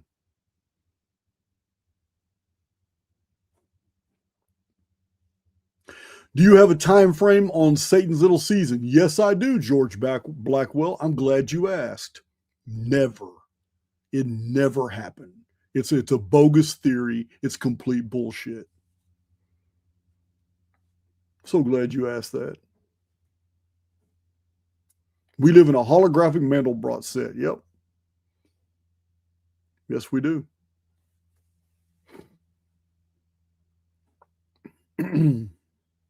Yeah, there's a bunch of AI. Hey, OG, there's a bunch of AI channels, man. They got 8,000 subscribers, but their videos all get 250,000 views. I've been seeing it. There are so many. I was going to screenshot a bunch of them and show you guys AIs. Yeah. Show. Look, this guy looks really convincing, but his eyes are soulless. And this girl, it's like, what are you doing with a 22-year-old girl avatar talking about deep physics concepts? What are you, Mensa? You're 22 years old. You would think that these AI channels would come up with avatars. Well, get a guy or a girl up in their 40s, 50s, 60s, or 70s talking about these advanced concepts that people have spent their whole lives researching. Not a 22-year-old model who's talking about concepts. No, I'm not buying it, especially the facial expressions don't match the eyes. I'm like, no, man, I'm not trying to hear it. Whoever's mass producing AI channels, man, I think it's YouTube themselves. I think YouTube's doing it themselves. But it's just a massive amount of AI channels, AI manifestation, AI stoic. I listen to a lot of stoic philosophy, but the faceless AI channels are everywhere. We were just told that they were deleting all of them. They were they deleted a lot of real human channels is what they did, and they replaced them. They literally did the exact opposite of what they told the public. Oh, we got new rules coming out, man. We're going to deal with these faceless AI channels. No. I've seen nothing but faceless AI channels pop up, and I've never seen a bunch of these before. But man, they're popping up everywhere, and it's always somebody. And a lot of times, then they have fake backgrounds, like a library, just like mine. I got a real library. I got a real wraparound library. You guys know that this library is real, but a lot of these new channels all got libraries behind them. It's like they're borrowing these models. Like, I've seen that Elmer dude. He looks so AI too. The Elmer dude. I did a background check on him. I told you guys we talked about it because somebody asked me if he was AI. I'm like, damn man, here's a dude that's an ex-convict. He's bald-headed, got glasses, got tattoos. I'm like, what do they do? Borrow my type? And yeah, he's going off. Real successful channel, but all he talks about is manifestation. And he's just going off talking about all these things. I'm like, man, this dude ain't real. So I researched him, found out that his name, that's not his name. The guy that's on the channel is claiming to be named something else, but he borrowed the name from a convicted felon. You can look up the convicted felon, but he died in 1991. Someone killed him. So it's a total fake name from a dead guy in 1991. Like, why are you using this guy's name? The whole thing is so suspect. So suspect. But they're trying to give background histories and all this to these AI. So it would be really easy for somebody to have a studio set up and have 30 AI channels on YouTube, all doing different shit. And then every day they just spend a little bit of time in the comment section for each one. The real tell is these AI channels do not do live videos. They don't do live videos. That's a real tell. And some of these AI channels on ancient mysteries and all that, it's all AI. It's all faceless. You never see who the human is. Nothing. They know everything about everything. Oh, here's ancient city of such and such.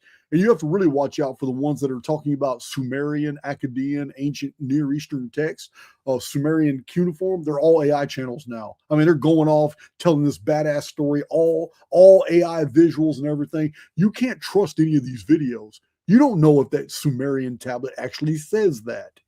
There's just no way to verify. Yeah, they are really polluting the field with this AI shit. I think YouTube did the exact opposite of what they told the public, because a lot of people got demonetized and a lot of people got kicked off of YouTube, but they were humans. They were humans. But it was supposed to be an AI purge. And then turn around, all of a sudden, this year alone, so many new AI channels popped up, and they've got massive amounts of views. Yeah, man. How's this possible? It's crazy. Whole thing's crazy.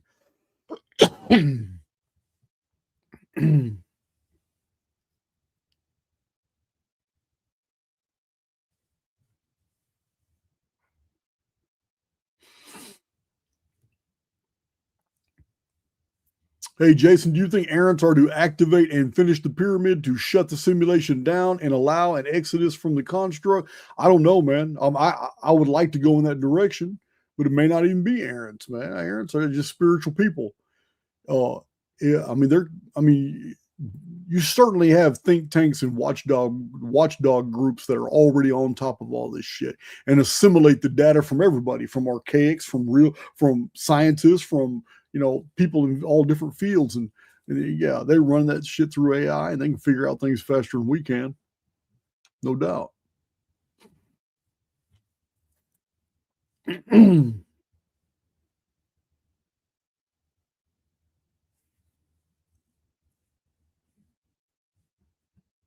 So somebody said, is Tartaria bullshit or legit? Well, let's break it down. First of all, Genghis Khan unifying the Mongols, nothing but horseback riders. These are nomads. They've never built anything. They had no cities, no structure, anything. They don't build anything. They're marauders. He puts them together and they take over China. They take over the rest of Mongolia. They begin taking over Russia, all the way to the Cossacks, to the Russian steppes. They're just marauders. But the narrative you're told is that Tartaria built all these fantastic and badass structures. Something's not adding up here, because the Tartarians were not builders, they were destroyers. It's not adding up at all. So it's it's the exact opposite of the truth. So is there a mystery with the build with cathedral building? Of course there is. Is there a mystery with a bunch of the star forts? Of course there is. Are there genuine mysteries as to how we built some fantastic structures? Of course. But we've always been fantastic builders, as I showed in my 2 videos on the 1800s, showing that there was no reset in the 1800s. Yeah, what we built in the 1800s was very well documented. I showed all kinds of before and after pictures. Amazing things we could build. No reset in the 1800s. I don't think there was a reset in the 1700s either. But yeah, the mysteries are real, but that there were Tartarians is total bullshit.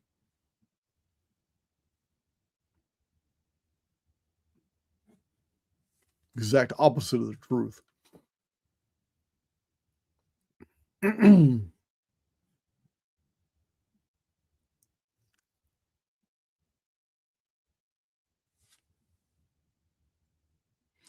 Jay-Z, what are your thoughts on Phoenix dates being nodes that send information backward in time using MSRF day counts? I don't know.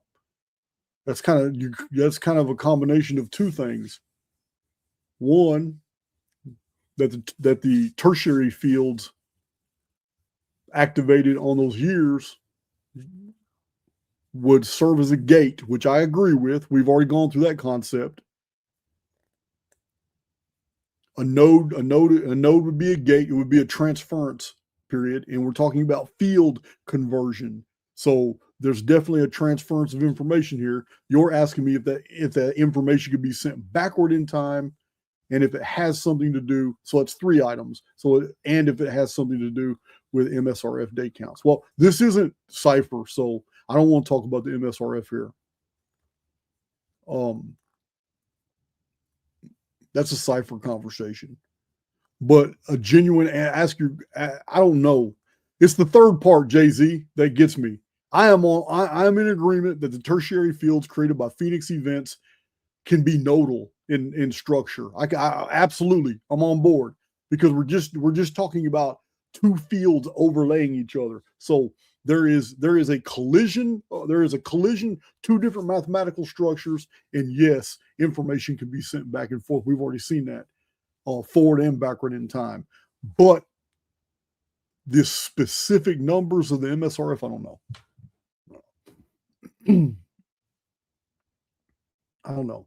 So you are aware that, do you remember the women in 1901 who went to France and found themselves in the 1760s? And they knew something was wrong. They knew everybody's dressed weird. They just knew something was very wrong, and the French was different. And the 2 English women were English women. And the reason nobody could discount them is because they were professors and teachers at Oxford and Yale, but they were friends. And in 1901, they took a trip to France, and in France, they thought they got lost, and because things were unrecognizable, and they made it to this small little village, and they went to this old building that was still there, and only later they said both of them they were weirded out by everything they went through. And then when they got to this certain party that they were going to, they made it there to that party, but they went through all kinds of shit to get there. But when they made it to the party was going on just like they were expected. When they came out of that experience, they both wrote down in detail everything they remembered.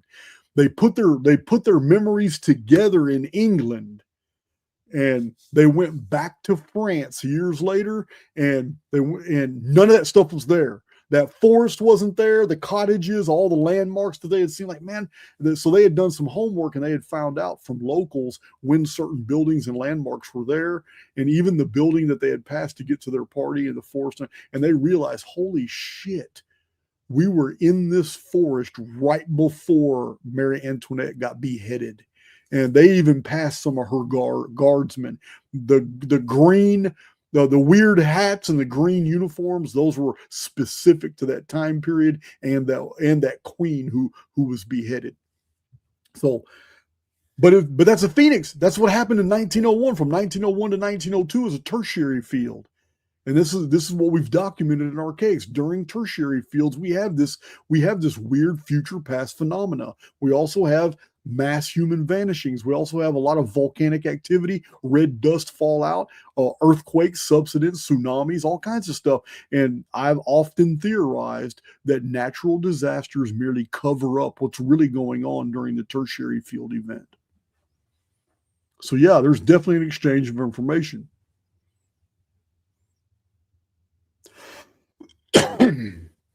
Yeah, those two women, their book is famous, world famous book. I talked about it here on YouTube. I can't remember which video it was, but it was recently, within the last 6 months, where I was talking about their book. Their book was like a major seller because people were like, "Damn, man, this is crazy," because nobody could dismiss them. One taught at Yale, one taught at Harvard. And these two females in 1901 were not to be dismissed. They put their shit together, did their homework, went back to France, talked to all the authorities, put the whole picture together, and then wrote the full account down of what happened. And because it was 1901, I know what happened. It was a Phoenix event.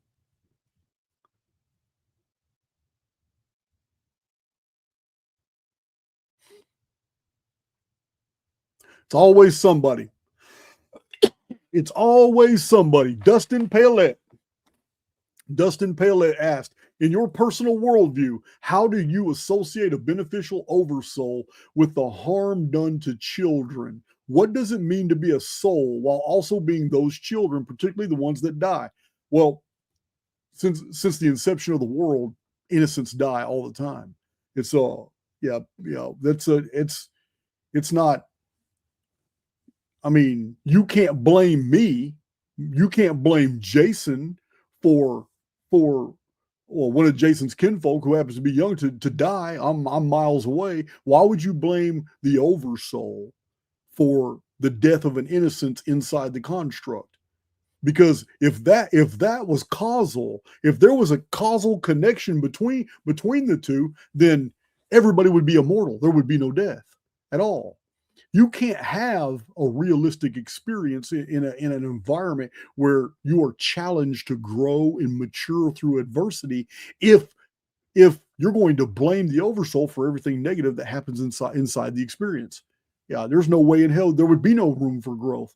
If we're truly fragments of the divine, if we're immortal souls, then it's inside these quarantined, contained areas that we're able to face adversity. We're able to go through all these things. In several life sims, you may have been that child that died. You may be a child who dies in a future life sim. Yeah, it's there. Yeah, you're asking me an impossible question. You may as well ask me, where did God come from? I don't know. And I can't reconcile the oversoul as being at fault for something that happens inside a quarantined area. That's why this is the Archaix worldview. The Archaix worldview is you're in a construct, and this construct is for the betterment, maturity, and growing of immortal souls, because outside these constructs, we can't experience any of these things because we can't be hurt. We can't be hurt and we can't die. Well, an inability to suffer consequences for doing something physically stupid means there would never be any learning or maturity outside the construct. Outside the construct, we can't suffer the consequences of anything we do. Inside the construct, yeah, you see how fragile life can be. And with that fragility comes responsibilities. With those responsibilities comes maturity, and then ethics and morals. And none of that would be learned by a being that cannot be hurt and cannot be killed. So I believe that, this is the Archaix model. You may not agree with the model, but I can't think of a different one that matches all the evidence. So for me, I'm perfectly fine with the fact that the oversoul has created a multiplicity of constructs and worlds for me to experience. And this one right here is a hard one. This one right here, I call it the Nemesis simulation. This one we're in.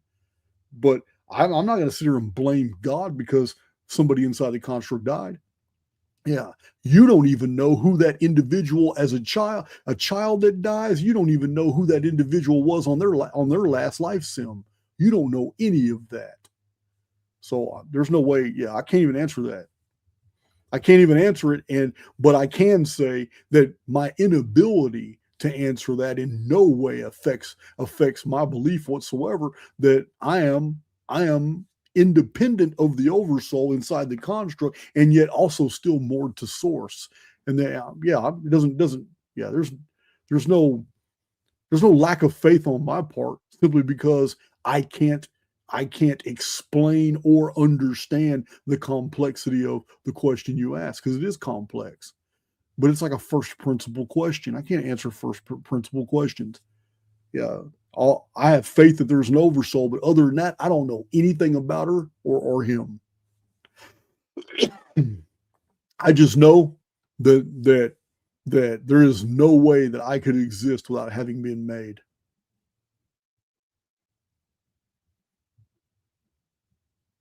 Regarding from no one unknown, regarding manifestation, is it possible for something to be too good to be true?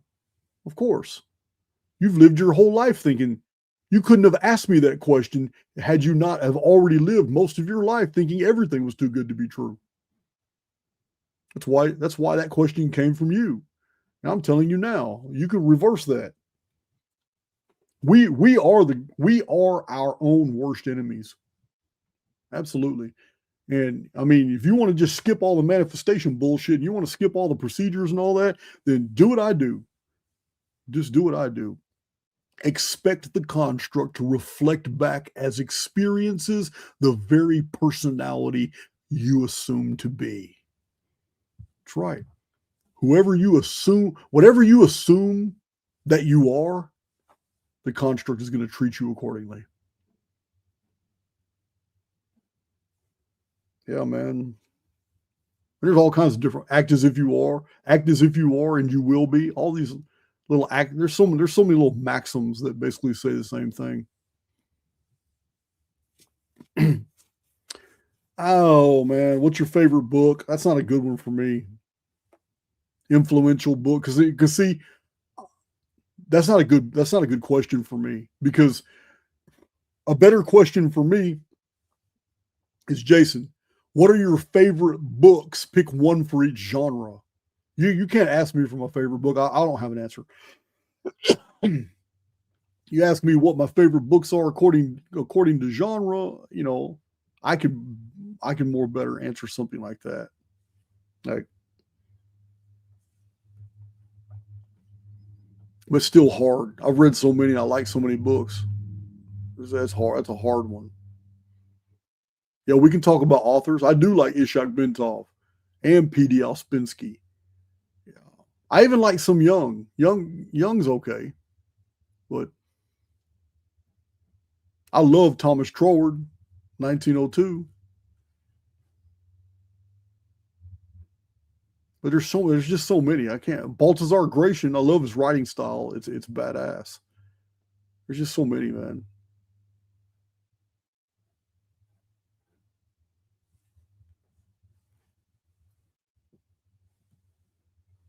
I don't care what Kenny's saying, man. Stop it. Look, the public is intelligent. The man made 5 claims about Atlantis. Real simple. So all I did was address those 5 claims about Atlantis. So the public themselves can listen to his video and listen to my response video, which I claim is debunking all that. They can listen to that. If he comes back with another video trying to debunk my debunk, I don't even have to do anything. I'm that confident in my research, because the public can go listen to his video and see if he did it or not. I don't have to because I didn't state any opinions. I gave y'all hardcore facts with sources. So easy to do. So yeah, so if he's going to call my work rubbish, my YouTube channel rubbish and all, that's fine. I don't give a damn. His opinion means nothing to me. I was so unimpressed with him. It doesn't even matter to me. I don't even care. Don't even care. He needs to stick with magnets and chemistry and whatever it was. Because being able to translate Greek wasn't even an issue, because None of the 5 points have anything to do with translation issues, translation errors. There are 5 points about Atlantis having nothing to do with how you translate anything in Plato's narrative. So all that shit about I can translate Greek and yeah, it doesn't even matter because none of those 5 points have anything to do with any discrepancies in being able to translate anything. So yeah, man, it's just you guys can see for yourself. You can go listen to whatever his retort was, and you can judge for yourself. Oh, okay, is Ken full of shit, or is he making good points? Did Jason adequately debunk all 5 points, or not? Yeah, I don't need to sit here and force my opinion on you guys. All I do is stick to the facts. You can accept them or not. I don't know of the legend of Shamir and Solomon's Temple.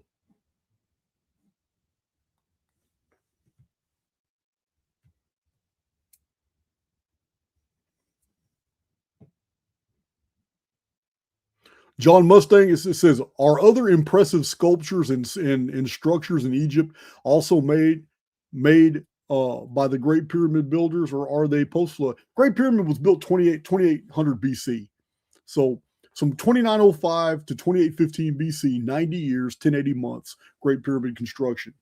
So a lot of the giant sarcophagi that never has any bodies in them, that's made of that real smooth, high tolerance, shiny like marble stuff. All that was made at that period. The Osirion was made at that period before Seti, Pharaoh Seti built another temple there. But the older Osirion is there. The Temple Sphinx, the Valley Temple, the Temple of the Sphinx, all that was made at that period. The entire Giza Plateau, all that engineering was done at that period. And the entire pyramid complex probably had something to do with manufacturing something. Paul Cook showed us did a really good job showing us all the mechanical, like almost like mechanical components that go on the Giza Plateau. So even Land of Kim, his theory is probably viable. But I told you from the very beginning, before Paul Cook ever came into my sphere of influence, before I even Land of Kim ever appeared on YouTube, I'd already told you guys that there is an engineering or chemical function with the Great Pyramid that has nothing to do with its calendrical function. One was designed to be overt to hide the other. I told you that. Hell, that's in my published books. But that's neither here nor there. I'm just saying that this is 58 centuries ago. It's a long time ago. But there's a lot that has been made in Egypt since then. And some of that all the way up to about the 1600s BC, some of that granite work is fantastic. Yeah, I'd have to see specifics. I can't give you an overall answer to that. We have to look into the specifics of what you're talking about. Egypt's got a lot to offer.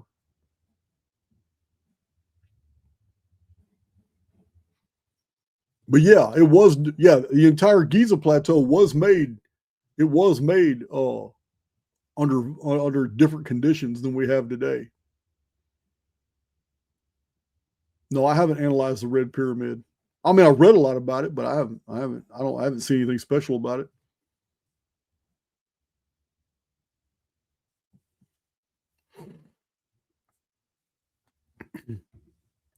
Yeah, I don't know about the Statue of Liberty being on Starfort.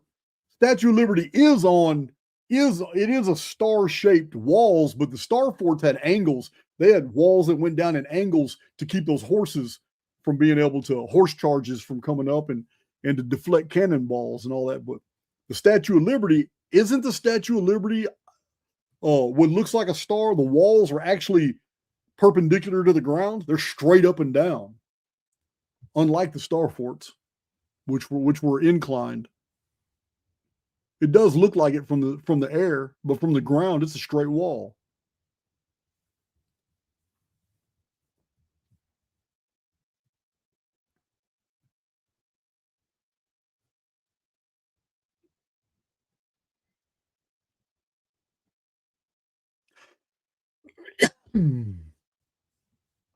Yeah, man.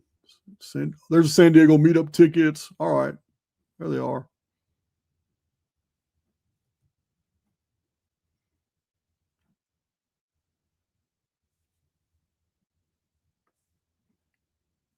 Yeah, man. I am out the door at 7:30. That's 15 more. That's another 14 minutes. So yeah, I decided to do this video this morning. I just wanted to pop it on y'all. A little short little Q&A. Tomorrow I'm going to upload that movie video.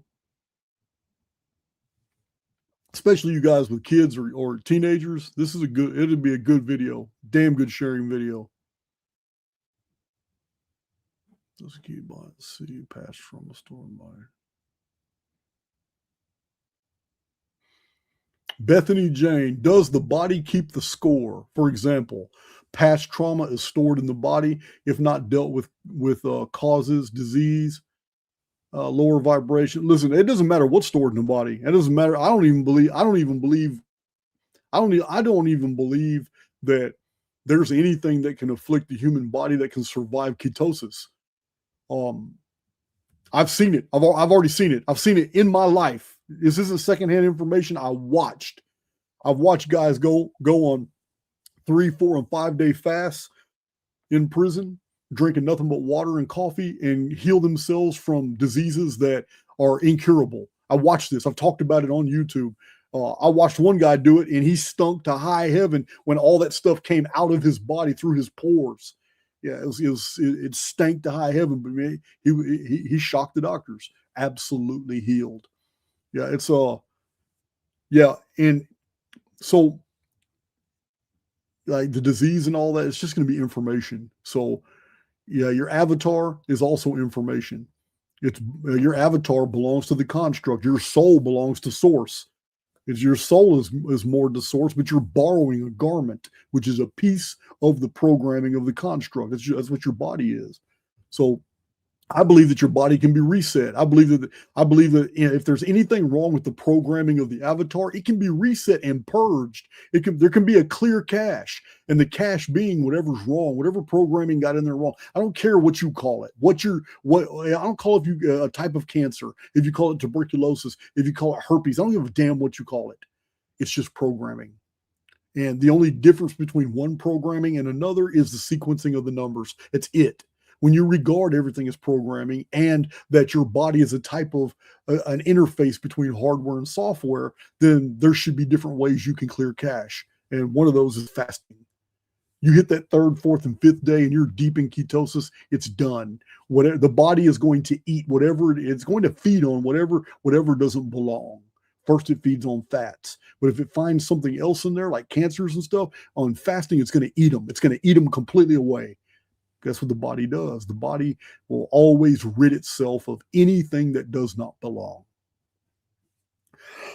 But it requires that trigger, and that trigger isn't just fasting. 1 or 2 days so often isn't enough. You got to hit that 3rd day, 4th day, and sometimes a 5th day to get deep past that ketosis.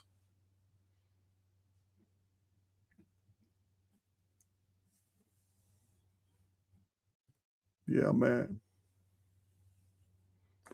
All right, Ravenfly, fellow Texan. Yeah, man.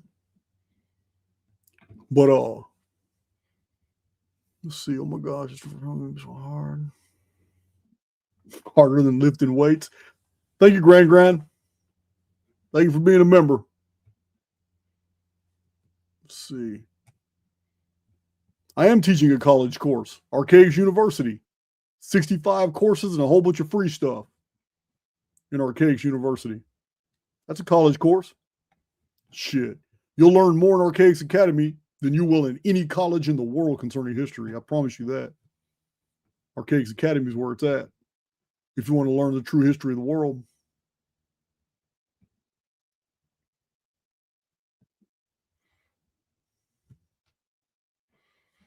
Yeah, I mean, when you fast, the first thing you lose is that internal fat. The external, the epidermal, the dermal fat, right up under the skin, that's the last to go. It'll go though. The first thing you do, all that intestinal, what makes your belly stick out, all that intestinal fat is the first thing to go. By the 3rd and 4th day, your body will be cannibalizing that. You won't even be hungry. Yeah. For those of you who've never fasted, I'm telling you now, by the 3rd day, you're not hungry. You're not. The reason you're not hungry is because you have so much nutrients all in that intestinal fat, and that's what your body's feeding on. Your body just starts cannibalizing all the fat, and that fat has everything you need, and you do not feel hungry. Let's see. When I do a fast, I drink coffee. Sometimes I'll drink a little tea. I rarely drink straight water unless I put a little lemon in it.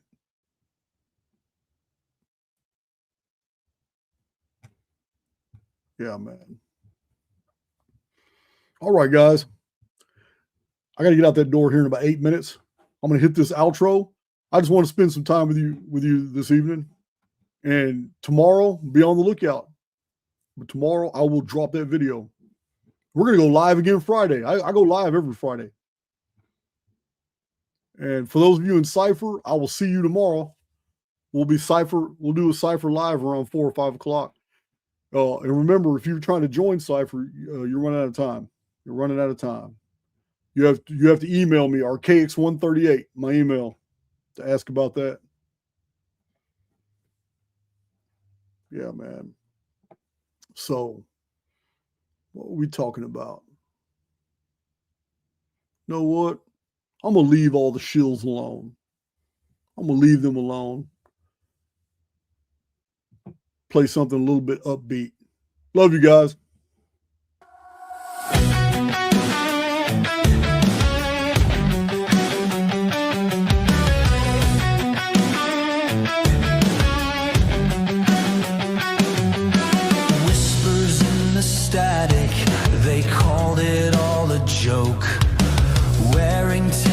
Crowns like kings wrapped in smoke, eyes wide open while the world stayed blind, laughed until the truth left us all